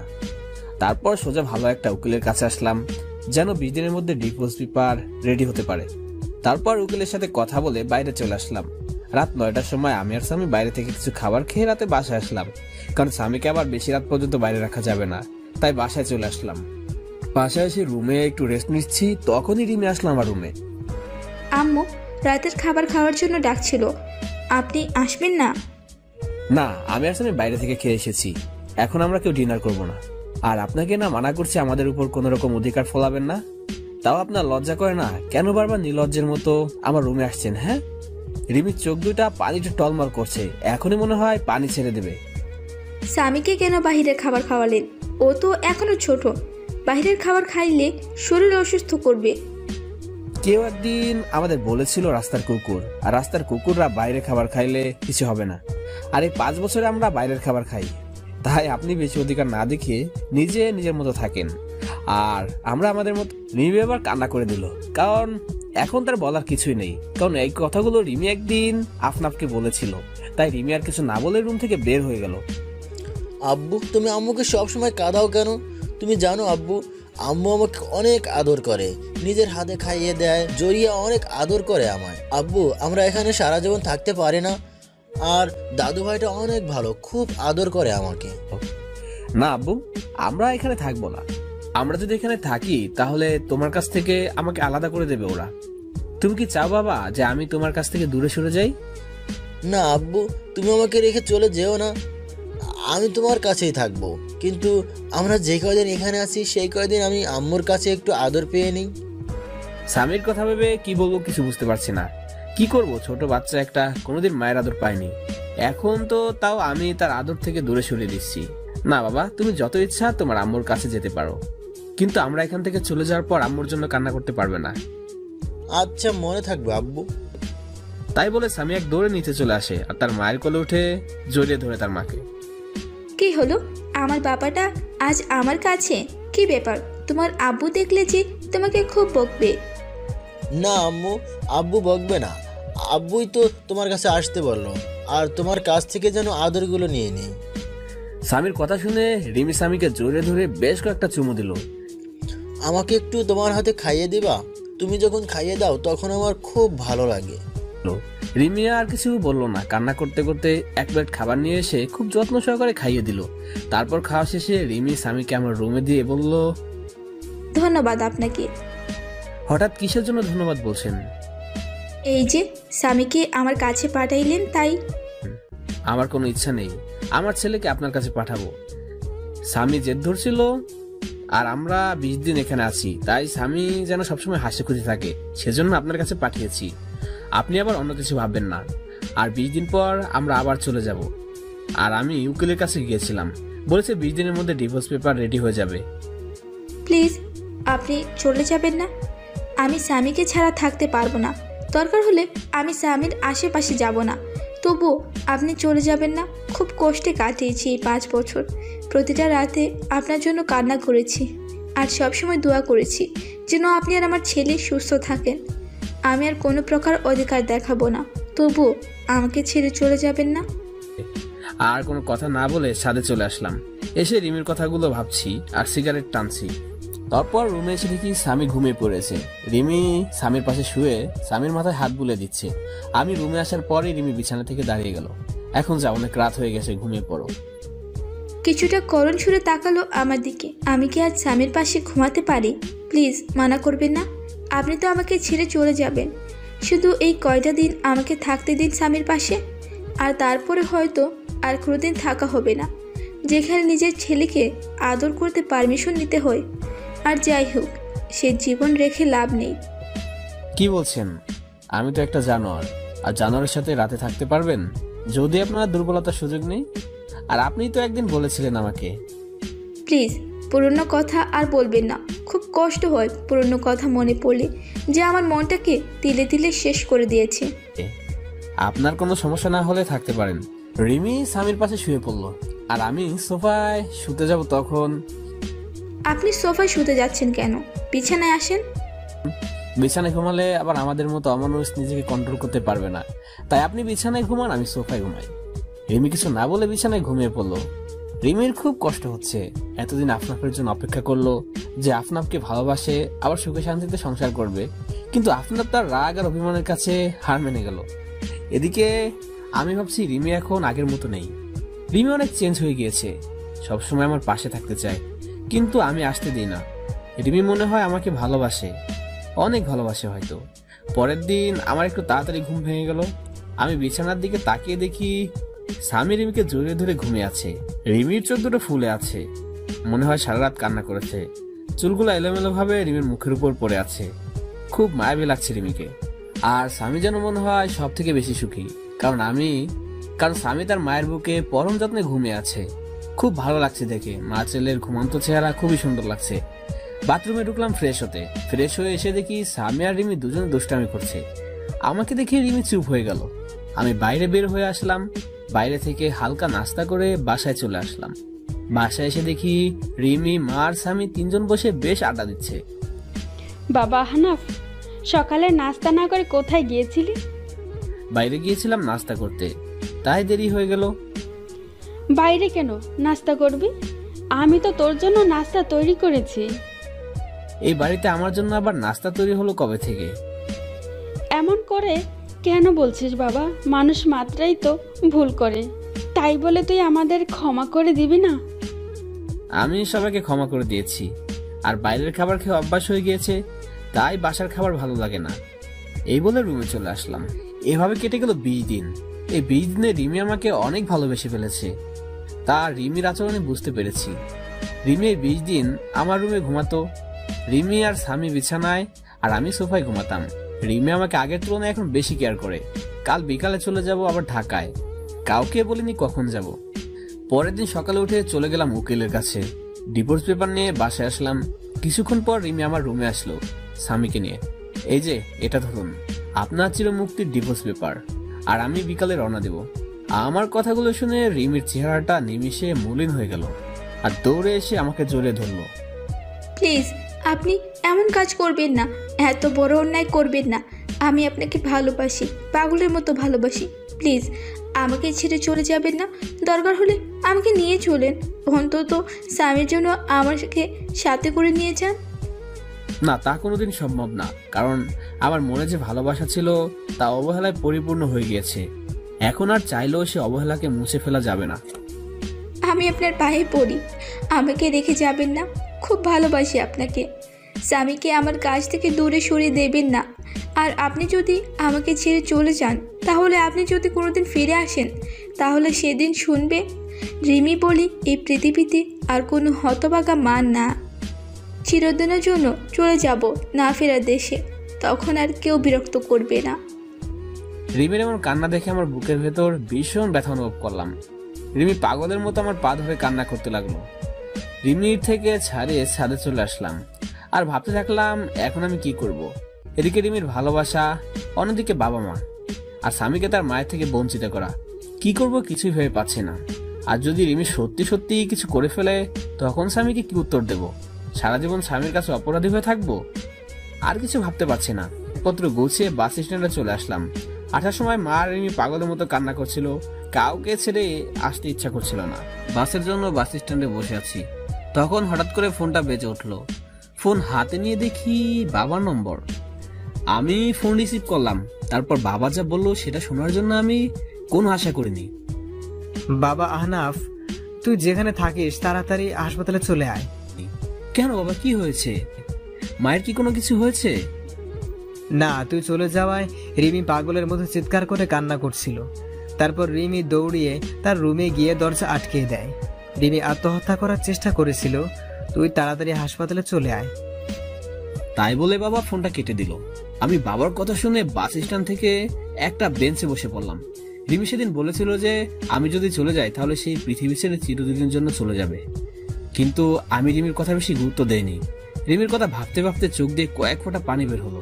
তাড়াতাড়ি ব্যাগ নিয়ে আমি আর স্বামী সোজা হাসপাতালে চলে আসলাম। হাসপাতালে এসে দেখি মা বাবা বসে আছে। আমি যা মাত্রই মা আমাকে একটা ঠাস করে চড় মারলো। তোর জন্য মেয়েটা আর কত কষ্ট পাবে, তুই এত পাষাণ কিভাবে হলি? এখন তোকে আমার ছেলে বলতেও ঘৃণা করছে। একজন মায়ের কাছ থেকে তুই তার বাচ্চা নিয়ে দূরে সরে গেছিস। তুই জানিস এটা কোনো মা সহ্য করতে পারবে না। মেয়েটা প্রতি রাতে তোর জন্য কত কান্না করেছে জানিস? প্রতিদিন আমাকে জড়িয়ে প্রচুর কান্না করতো আর বলতো, মা তুমি আমার ছেলে আর স্বামীকে ফিরিয়ে দিতে। কিন্তু আমি কিছু বলতে পারতাম না। আজ যদি আমার মেয়েটার কিছু হয়ে যায় তাহলে চিরদিনের জন্য আমাকেও হারাতে হবে। মায়ের কথা শুনে মাথা নিচু করে কান্না করছি। প্রচুর কষ্ট হচ্ছে রিমির অবস্থা দেখে। আর যদি রিমির কিছু হয়ে যায় তাহলে আমি সারা জীবন নিজেকে ক্ষমা করতে পারবো না। আর স্বামীকে কি বলবো, আমার জন্য তার মায়ের পৃথিবী থেকে চলে গেছে। খুব কান্না পাচ্ছে, বাবাকে জোরে ধরে কান্না করতে থাকলাম। কিছুক্ষণ পর ডাক্তার বের হয়ে আসলো। আমি দৌড়ে ডাক্তারের কাছে গেলাম। ডাক্তার, আমার রিমি এখন কিরকম আছে? কি হলো ডাক্তার সাহেব, কথা বলছেন না কেন? কি হয়েছে আমার রিমির? দেখুন, আমরা আমাদের বেস্ট চেষ্টা করেছি, কিন্তু জ্ঞান না ফেরা পর্যন্ত কিছু বলতে পারছি না। আমি কি একটু দেখা করতে পারি রিমির সাথে? না, এখন দেখা করা সম্ভব না। জ্ঞান ফিরলে কেবিনে দেওয়া হলে তখন দেখা করতে পারবে। স্বামীকে জড়িয়ে ধরে কান্না করে দিলাম। আমি যদি রিমিকে মেনে নিতাম তাহলে আজ এই দিনটা দেখতে হতো না। আজ আমি আমার অভিমান আর ইগোর জন্য রিমিকে চিরতরে হারিয়ে ফেলবো? না, এ হতে পারে না। রিমি আমাকে ছেড়ে চলে যেতে পারে না। আস্তে আস্তে মায়ের কাছে গেলাম। মায়ের সামনে হাঁটু গেড়ে বসে বললাম, মা আমাকে তুমি ক্ষমা করে দাও। আজ আমার জন্য রিমির এই অবস্থা। খুব কষ্ট হচ্ছে মা। মা তুমি রিমিকে বলো তোমার স্বামী তোমার কাছে চলে এসেছে। তুমি রিমিকে উঠতে বলো মা। কান্না করে বললাম। মা আমার মাথায় হাত বুলিয়ে দিয়ে বলল, কিছু হবে না তোর রিমির, দেখি সব ঠিক হয়ে যাবে। এভাবে কান্না করিস না, শক্ত হ বাবা। 17 ঘন্টা পর রিমির জ্ঞান ফিরল আর রিমিকে পাশের একটা কেবিনে শিফট করলো। তারপর ডাক্তার সাহেব আমাদের একজন একজন করে দেখা করতে বললো। প্রথমে মা দেখা করতে গেল। কিছুক্ষণ পর মা বের হয়ে আসলো। তারপর আমি আর স্বামী গেলাম রিমির কাছে। রিমি আমাকে দেখে মুখ অন্যদিকে ঘুরে নিল। আমি গিয়ে রিমির একটা হাত শক্ত করে ধরলাম। তুমি চিরদিনের জন্য চলে যেতে চাইছিলা তাই না? তুমি চলে গেলে তোমার ছেলের মা হবে কে? তোমার ছেলেকে আদর করবে কে? তুমি চলে গেলে স্বামী মা বলে ডাকবে কাকে? তুমি চলে গেলে এই অমানুষকে মানুষ করবে কে? আমাদের কথা একবারও ভাবলে না তুমি? তুমি চলে গেলে আমার মা বাবাকে দেখে রাখবে কে? একবার আমাদের কথা ভাবনি তুমি? আমি চলে গেলে কারো কি যায় আসে? ছেলে থাকতে ছেলেকে ঠিকভাবে কাছে টানতে পারি না। স্বামী থাকতে আমি একজন স্বামীহারা, তাই আমি আর বাঁচতে চাই না। তুমি জানো, তুমি যেদিন আমার দুধের বাচ্চাকে নিয়ে চলে গিয়েছিলে সেদিনই আমি মরে যেতে ইচ্ছে করছিল। আমি আমার নিজের গর্ভের ছেলেকে গালাগালি করছি, প্রতিটা রাতে কান্না করছি যে আমি একজন মা হয়ে কিভাবে আমার সন্তানকে অবহেলা করছি। তাই আমি আর বেঁচে থাকতে চাই না, যেখানে সব থাকতেও আমি একজন হতভাগী। এই যে তোমার স্বামী আর তোমার ছেলে তোমার কাছে ফিরে এসেছে, আর কোনোদিন তোমাকে ছেড়ে যাবে না, আর তোমার কাছ থেকে তোমার ছেলেকে আলাদা করবে না। এখন থেকে দুটো অমানুষকে মানুষ করার দায়িত্ব তোমাকে দিলাম। কি পারবে না মানুষ করতে? এই একদম আমার স্বামী আর ছেলেকে অমানুষ বলবে না। আর একবার যদি ওই কথা বলো তাহলে দেখে নিও আমি তোমাকে মার্ডার করে দেব। ওকে মহারানী, আর বলবো না, কিন্তু একটা বিষয় আমাকে খুব ভাবাচ্ছে। কি বিষয়ে ভাবছো তুমি দেখি? আমার স্বামীটা কি নিয়ে এত চিন্তা করছে? বিষয়টা হলো তুমি কি খেয়ে আত্মহত্যা করতে গিয়েছিলে যে বেঁচে গেলে? শুনলাম নাকি ফিনাইল খেয়েছিলে। ফিনাইল খাইলে কেউ মরে নাকি?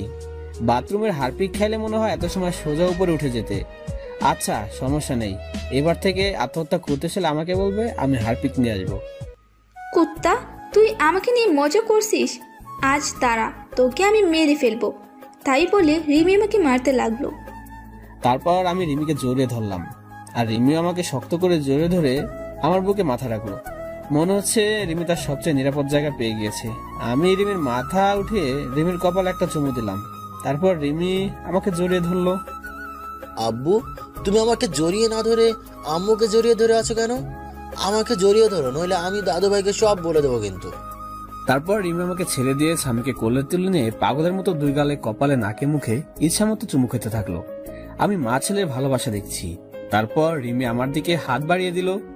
তারপর রিমি এক পাশে স্বামীকে জড়িয়ে ধরলো আর আমাকে অন্য পাশে জড়িয়ে ধরে রিমি কান্না করে দিল। রিমি আমাকে তার বুক থেকে এক ঝটকা সরিয়ে নিল। আপনি কে যে আমাকে জড়িয়ে ধরে আছেন? বলেন কে আপনি যে আমার ছেলেকে জড়িয়ে ধরে আছেন? কেন? কি বলছো এসব? মজা করো না তো। আজ প্রথম আমি আমার বুকে জড়িয়ে ধরলাম আর তুমি আমাকে সরিয়ে দিলে কেন? জড়িয়ে ধরতে পারি, তবে একটা শর্ত আছে। শর্তটা মানতে পারলে তোমাকে অনেকগুলো পাপ্পি দেব। নিজের বুকে জড়িয়ে ধরতে আবার শর্ত লাগে নাকি? আমাকে জড়িয়ে ধরতে হলে একটা শর্ত মানতে হবে। বলেন মহারানী, কি শর্ত আপনার? আমাকে এখন এখানে প্রপোজ করতে হবে, তা না হলে আমাকে আর জড়িয়ে ধরতে পারবে না। যদি প্রপোজ করি তাহলে তুমি আমাকে মারবে না তো, আর গালাগালি দিতে পারবে না? রিমি আমার কথা শুনে হাসি মাখা মুখটা নিমিষে কালো হয়ে গেল। কারণ আগে যখন রিমিকে প্রপোজ করতাম তখন রিমি আমাকে গালাগালি করত। আমি আর কথা না বাড়িয়ে রিমির সামনে হাঁটু গেড়ে বসে পড়লাম। কিন্তু এখন ফুলটা কোথায় পাবো? এখন মনে পড়ে গেল স্বামীর কথা। স্বামীকে দুই হাত দিয়ে উঁচু করে রিমির সামনে ধরলাম। হবে কি তুমি আমার দিনের সূর্য, যা আমার জীবনকে আলোকিত করবে? হবে কি তুমি আমার ওই পূর্ণিমার চাঁদ, যে আলোকিত করবে আমার রাত? হবে কি আমার না দেখা স্বপ্ন, যা প্রতি রাতে তোমাকে নিয়ে দেখতে চাই? হবে কি আমার ছেলে স্বামীর আম্মু? এই প্রথম কোনো ছেলে দিয়ে প্রপোজ করা দেখলাম। আমি তোমার ছেলের আম্মু হব, তাই বলে স্বামীকে কুলে তুলে নিল রিমি। এখন কি আমি আমার বউটাকে একটু জোরে ধরতে পারি? না, এখন হবে না। স্বামী আছে এখানে, আগে বাসে যাব, তারপর তোমাকে সবসময় বুকে শক্ত করে জড়িয়ে ধরে রাখবো, যেন আমাকে আর কষ্ট দিয়ে চলে যেতে না পারো। কে বললো আমি আমার সুইট বউটাকে রেখে চলে যাব? তারপর রিমি আর স্বামীকে দুই হাত দিয়ে দুজনকে জড়িয়ে ধরলাম। রিমি যেন আমার বুকের সাথে মিশে যেতে চাইছে। এই রিমি, আই লাভ ইউ সোনা। আই লাভ ইউ টু জান। তারপর হঠাৎ করে দরজায় ঠকঠক আওয়াজ আসলো। আমি রিমিকে ছেড়ে দিলাম। দেখি মা বাবা ডাক্তার কেবিন আসলো। ডাক্তার রিমিকে একটু চেক আপ করে বলল, আগামীকাল রোগীকে নিয়ে যেতে পারবেন। কি ব্যাপার? আমার মেয়েটাকে অনেক খুশি খুশি লাগছে। আজ অনেক দিন পর মেয়েটার মুখে হাসি খুশি দেখলাম। দোয়া করি যেন তোরা সব সময় এমন খুশি হয়ে সুখে শান্তিতে ঘর সংসার কর। রিমি মায়ের কথা শুনে কিছুটা লজ্জা পেল। কিছুক্ষণ পর একটা মহিলা এসে রিমিকে জড়িয়ে ধরে কান্না করে দিল। রিমিও সেই মহিলাকে জড়িয়ে ধরে অঝরে কান্না করে দিল। আস্তে আস্তে বাবার কাছে গেলাম। বাবা, এই মহিলাটাকে, একে তো কোনোদিন দেখিনি। আরে বলদের বাচ্চা বলদ, এটা রিমির মা, তোর একমাত্র শাশুড়ি আম্মা। কি? আগে বলবো তো যে ইনি আমার শাশুড়ি হয়। তাড়াতাড়ি গিয়ে রিমির মার পা ধরে সালাম করলাম। রিমির মা আমাকে দেখে কান্না করে দিল। তারপর কিছুক্ষণ গল্প করে সবাইকে বাসায় পাঠিয়ে দিলাম। মায়ের সাথে স্বামীকেও বাসায় পাঠিয়ে দিলাম। আমি সারা রাত রিমির পাশে থাকবো, তাই সবাইকে বাসায় পাঠিয়ে দিলাম। এই, তোমার ক্ষুধা পেয়েছে না? না, আমার ক্ষুধা নেই, তবে কেউ যদি আমাকে নিজের হাতে খাইয়ে দিতে তাহলে একটু খাইতাম আর কি। এত ঢং না করে সোজাসুজি ভাবে বললেই তো হতো। কি? আমি ঢং করছি? দাঁড়া, ওইখানে আমি আসছি। আর দাঁড়িয়ে না থেকে বাইরে এসে কিছু খাবার আর ফল জুস কিনে রিমির কাছে আসলাম। তারপর রিমির হাত ধরে রিমিকে উঠালাম। তারপর একটু একটু করে খাইয়ে দিলাম। রিমিকে খাওয়াচ্ছি আর রিমি আমার দিকে এক দৃষ্টিতে তাকিয়ে আছে আর চোখ দিয়ে টপ টপ পানি পড়ছে। রিমির চোখের কোণে পানি মুছে দিলাম। এই পাগলি, কাঁদছো কেন তুমি? তুমি আমার উপর যদি রাগ করে আবার চলে যাও, আমি সেদিন সত্যি সত্যি মরে যাব। দূর পাগলি, কোথাও যাব না তোমাকে ছেড়ে। খুব ভালোবাসি তো পাগলিটাকে, তাই আর ছেড়ে যাব না। তারপর রিমি আমাকে একটু খাইয়ে দিল। তারপর রিমির বেডের পাশে একটা এক্সট্রা বেড আছে। আমি রিমির কপালে একটা চুমু দিয়ে পাশের বেডে ঘুমাতে যাব। তখন রিমি বলল, কোথায় যাচ্ছ তুমি? কেন, আমি ঘুমাবো তো। তুমি এখন ঘুমাও, আমি এখানে ঘুমাবো। রিমি এবার রাগ করে কোনো কথা না বলে মুখটা অন্যদিকে ঘুরে বসে পড়ল। আমি রিমির কাছে গিয়ে রিমিকে আমার দিকে ফিরিয়ে বললাম, এই পাগলি, রাগ করছো কেন? হঠাৎ করে মুখটা বাংলা পাচার মতো করলে কেন? রিমি আমাকে জোরে ধরে আহ্লাদি কণ্ঠে বলল, আমার সাথে আমার বেডে ঘুমাবে তুমি? খুব জোরে ধরে ঘুমাতে ইচ্ছা করছে। তোমার ওই বুকে একটু মাথা রেখে ঘুমাতে দেবা? তারপর পাগলিটাকে বুকে জোরে ধরে ঘুমিয়ে পড়লাম। পাগলিটা আমায় জোরে ধরে মনে হলো রিমি আজ পৃথিবীর সবচেয়ে খুশি। তার পরের দিন সকালে ঘুম থেকে উঠে দেখি রিমি রাতের মতো জোরে ধরে ঘুমিয়ে আছে, কিন্তু রাত থেকে এখন বেশি শক্ত করে জোরে ধরে শুয়ে আছে। তারপর রিমির কপালে একটা চুমু খেয়ে যে উঠতে যাব, তখন রিমি উঠতে দিল না। তুমি কখন জাগলে? আমি তো দেখলাম তুমি ঘুমিয়েছিলে। আমি অনেক আগে উঠেছি, কিন্তু ডাকিনি, কারণ আজ সারাদিন তোমার বুকে শুয়ে থাকবো। তারপর বাসা থেকে সবাই নিতে আসলো আমাদের। তারপর আমরা সবাই বাসার উদ্দেশ্যে রওনা দিলাম। স্বামী তার মায়ের কোলে শুয়ে আছে আর রিমি স্বামীর মাথায় হাত বুলিয়ে দিচ্ছে। তারপর বাসায় এসে গোসল করে যেই বের হব, তখনই রিমি আবার আমার সামনে এসে জড়িয়ে ধরলো। কি ব্যাপার, আমার পাগলি বউটার আজ মনটা মনে হচ্ছে খুব ভালো। তুমি সব সময় পাশে থাকতে আমি সব সময় খুশি থাকবো। তারপর দুপুরে খাবার খাওয়ার সময় আমি রুমে আসলাম। তখন রিমি রুমে আসলো। আমি বিছানায় শুয়েছিলাম। রিমি আমার মাথার কাছে আমার মাথায় হাত বুলিয়ে দিচ্ছে। একটা কথা বলবো, রাখবে কথাটা? রিমির হাত জড়িয়ে ধরে বললাম, বলো। এতে আবার অনুমতি নেওয়ার কি আছে? না, তুমি আগে বলো যে আমার কথাটা রাখবে। আচ্ছা ঠিক আছে, তোমার কথা বলো এবার। চলো নিচে চলো, আজ সবাই একসাথে বসে লাঞ্চ করব। আমি রিমির কথা শুনে ফিক করে হেসে দিলাম। একটু কথা বলবে তাও আবার ভয় পাচ্ছে। আচ্ছা, তোমার কথা রাখবো, তবে একটা শর্ত আছে। তুমি যদি শর্তটা মানতে পারো তাহলে সবাই একসাথে লাঞ্চ করব। তোমার আবার কি শর্ত? বলো, কি শর্ত তোমার? এখন আমাকে গুনে 20টা পাপড়ি দিতে হবে, তারপর আমি লাঞ্চ করব। আর যদি না দাও তাহলে আমাকে আবার কষ্ট করে বাইরে থেকে লাঞ্চ করতে হবে। আমার কথা শুনে রিমি লজ্জায় মাথা নিচু করে ফেললো। যা দুষ্টু, ওটা আমি দিতে পারবো না, কেউ দেখে ফেলবে। না, কেউ দেখবে না। আর যদি না দাও তাহলে যাই বাইরে থেকে লাঞ্চ করে আসি। তাই বলে আমি যে উঠতে যাব, তখন রিমি আমাকে বিছানায় ধাক্কা দিয়ে শুয়ে ফেলে দিল আর আমার বুকের উপর শুয়ে 4 ঠোঁট এক জায়গায় করে দিল। এভাবে কতক্ষণ ছিলাম জানি না, তবে আমার বেশ ভালোই লেগেছিল। তাই আমি রিমির 2 গালে হাত দিয়ে আমার কাছে টেনে নিলাম। রিমি আমাকে ছেড়ে দিয়ে যে চলে যাবে, তখন আমি আবার রিমির হাত ধরে আবার আমার বুকের উপর নিয়ে আসলাম। রিমি এবার আমার গলা জড়িয়ে ধরে আমার বুকে শুয়ে আছে। এই, আমরা হানিমুন করতে যাব না? ঢং দেখে বাঁচি না, বুড়ো বয়সে হানিমুন তোমার বের করছি, দাঁড়াও। তাই বলে রিমি আমাকে মারতে থাকলো। কি, আমি বুড়ো? তাহলে তুমি আমার বুড়ি সুইট বউ। না, তুমি বুড়ো হয়ে গেছো। আচ্ছা ঠিক আছে, এই বুড়োর সাথে তোমার থাকতে হবে না, আমি আবার চলে যাব। আগে আমি আর স্বামী যেখানে থাকতাম। রিমি আমার কথা শুনে আমাকে আবার শক্ত করে জোরে ধরে কান্না করে দিল। না, তুমি কোথাও যাবে না, তোমাকে আমি কোথাও যেতে দিব না। তুমি চলে গেলে এবার আমি সত্যি সত্যি মারা যাব। চুপ পাগলি, মরার কথা আর একবারের জন্য মুখে না শুনি। তুমি কি ভাবছো এই 5টা বছর তোমার কাছ থেকে দূরে সরে খুব খুশি ছিলাম, তাই না? তোমার কথা প্রচুর মনে পড়তো, খুব কষ্ট হতো আমার মা বাবার কথা মনে পড়লে। তাহলে তুমি এইমাত্র বললে আমাকে ছেড়ে চলে যাবে? না, তোমাদের ছেড়ে আমি কোথাও যাব না। চলো নিচে চলো, সবাই অপেক্ষা করছে আমাদের জন্য। তারপর নিচে এসে সবাই একসাথে খেতে বসলাম। রিমি স্বামীকে খাইয়ে দিচ্ছে। কতদিন পর বাড়ির রান্না খাবার খাইলাম। খাওয়া শেষে উঠতে যাব, তখন বাবা বলল, আহনাফ, তুমি কি একাই ঢাকা যাবে নাকি এখানে নিজেদের ব্যবসা দেখাশোনা করবে? না বাবা, আমি আর ঢাকা যাব না, এখন নিজেদের ব্যবসা দেখব। তবে কিছুদিন পর থেকে অফিস যাব, আমাকে এক জায়গায় যেতে হবে। আর সাথে রিমি আর স্বামীকে নিয়ে যাব, আর আগামীকাল রওনা দেব। ঠিক আছে, আর সাবধানে যাস। তাই বলে রুমে চলে আসলাম। এরপর রিমি রুমে আসলো। এই, আমাদের নিয়ে তুমি কোথায় যাবে বললে না কিন্তু? কেন, সেই সময় বললাম তো হানিমুনে যাব, আর খুব গুরুত্বপূর্ণ একটা কাজও আছে ওখানে। কি এমন গুরুত্বপূর্ণ কাজ যে আমাকে বলা যাবে না? সময় হলে সবই জানতে পারবে। তারপর দিলাম একটা ঘুম থেকে উঠে রিমিকে বললাম গুছিয়ে নিতে, আজ আমরা ঘুরতে যাব। আচ্ছা, আর কোন শাড়িটা পরবো? তুমি একটা কালো রঙের শাড়ি পরবে, আর স্বামীকে একটা কালো রঙের পাঞ্জাবি পরে দেবে, আর আমিও একটা কালো রঙের পাঞ্জাবি পরবো। সবাই একসাথে ম্যাচিং ড্রেস পরে বাইরে বের হব।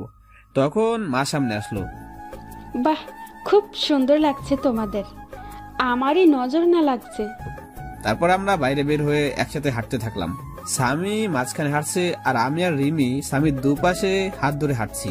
রাস্তার সবাই যেন কিরকম ভাবে আমাদের দিকে বারবার তাকিয়ে আছে। এভাবে কিছু দূর যাওয়ার পর আমার কিছু পুরনো বন্ধুদের সাথে দেখা হলো। তাদের কাছে গিয়ে দাঁড়ালাম। সব শালা আমাদের দিকে তাকিয়ে আছে। এই শালা এভাবে তাকিয়ে কি দেখিস? ওই শালা এভাবে কি দেখিস?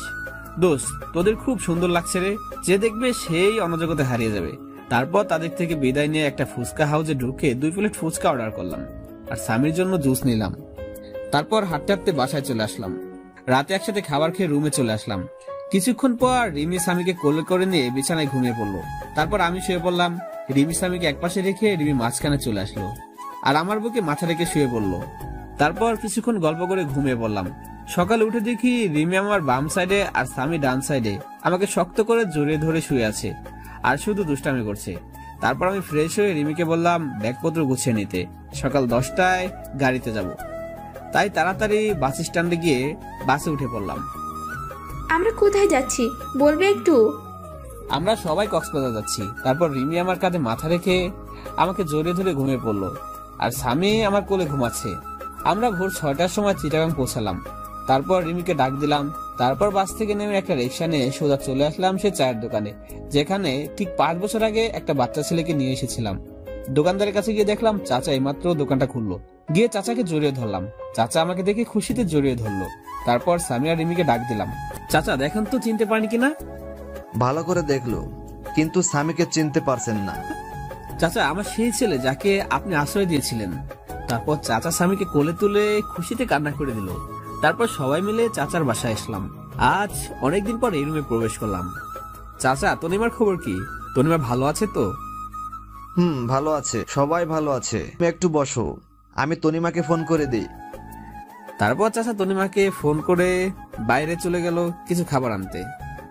এই তনিমাকে, আর তুমি তাকে কিভাবে চিনো? তনিমা হচ্ছে এই চাচার মেয়ে, আর সে আমাদের স্বামীকে 1 বছর নিজের মায়ের মতো আদর যত্ন বড় করেছিল। তারপর এক এক করে রিমিকে সবই বলে দিলাম। তারপর চাচা নাস্তা নিয়ে আসলো। কিছুক্ষণ পর তনিমা হাঁপাতে হাঁপাতে রুমে প্রবেশ করলো, আর তনিমা স্বামীকে দেখে কোলে তুলে পাগলের মতো চুমু দিতে লাগলো। কেমন আছেন আপনি? আমরা ভালো আছি। আর এই হচ্ছে স্বামীর আম্মু। তারপর রিমি তনিমার সাথে কিছু কথা বলে সবাইকে বিদায় দিয়ে আবার আমরা গাড়িতে উঠে পড়লাম কক্সবাজারের উদ্দেশ্যে। আমি তারপর একটা হোটেল নিলাম। হোটেলে গিয়ে একটু ফ্রেশ হয়ে নিলাম। এখন রাত হয়ে গেছে, আর জার্নি করে শরীর একদম ক্লান্ত, তাই সমুদ্রের পাড়ে যাইনি। হোটেলে শুয়ে আছি, স্বামী ঘুমিয়ে পড়েছে। তারপর রিমি ফ্রেশ হয়ে এসে আমাকে জড়িয়ে ধরে শুয়ে পড়লো। এই আমার আর একটা জিনিস চাইবো, দিবে? দেবো না কেন? আমার সবকিছু তো এখন তোমার। তাহলে এখন অনুমতি নেওয়ার কি আছে? আমাকে আর একটা বাবু এনে দিবা। স্বামীর জন্য আর একটা বোন দরকার। কিন্তু স্বামীর মতো যদি সেও ওরকম অবহেলা পায়, তাহলে তো আমি সহ্য করতে পারবো না। রিমি এবার আমার বুকের উপর থেকে নেমে পড়লো, আর অন্যদিকে মুখ করে কান্না করছে। আমার লক্ষ্মী বউটা রাগ করলো। আরে আমি তো তোমার সাথে মজা করেছিলাম। এই পাগলি রাগ করছো কেন? আমি তোমার সাথে তো ফান করলাম। আচ্ছা ঠিক আছে, একটা না, পুরো কাবাডি খেলার টিম তৈরি করবো, ঠিক আছে? রিমি এবার আমার দিকে ফিরে বলল, প্লিজ তুমি আর পুরনো কথা বলবে না। খুব কষ্ট হয় সেই পুরনো কথা মনে পড়লে। আর কখনো বলবে না ওইসব কথা। এবার আমি রিমিকে টেনে নিয়ে জড়িয়ে ধরলাম। আচ্ছা, স্বামীর জন্য একটা বোন নিয়ে আসতে হলে তো অনেক পরিশ্রম করতে হবে। যা দুষ্টু, তোমার কোনো লজ্জা নেই? পাঠক পাঠিকারা তো সব দেখে ফেলবে। আগে লাইট নেবে আসো, না হলে সবাই সব দেখে ফেলবে। ভাইয়া ও আপুরা, এখন আমরা স্বামীর জন্য একটা মিষ্টি বোন নিয়ে আসতে যাচ্ছি। আপনারা এবার চোখ বন্ধ করুন, নইলে আবার আমার পাগলি ফুটা লজ্জা পাবে। সো দর্শক বন্ধুরা, এই ছিল আমাদের আজকের গল্প। গল্পটি আপনাদের কাছে কেমন লেগেছে নিচে কমেন্ট করে জানিয়ে দিবেন, এবং পরবর্তীতে আপনারা কি ধরনের গল্প শুনতে চান সেটিও নিচে কমেন্ট করে জানিয়ে দিবেন। ধন্যবাদ।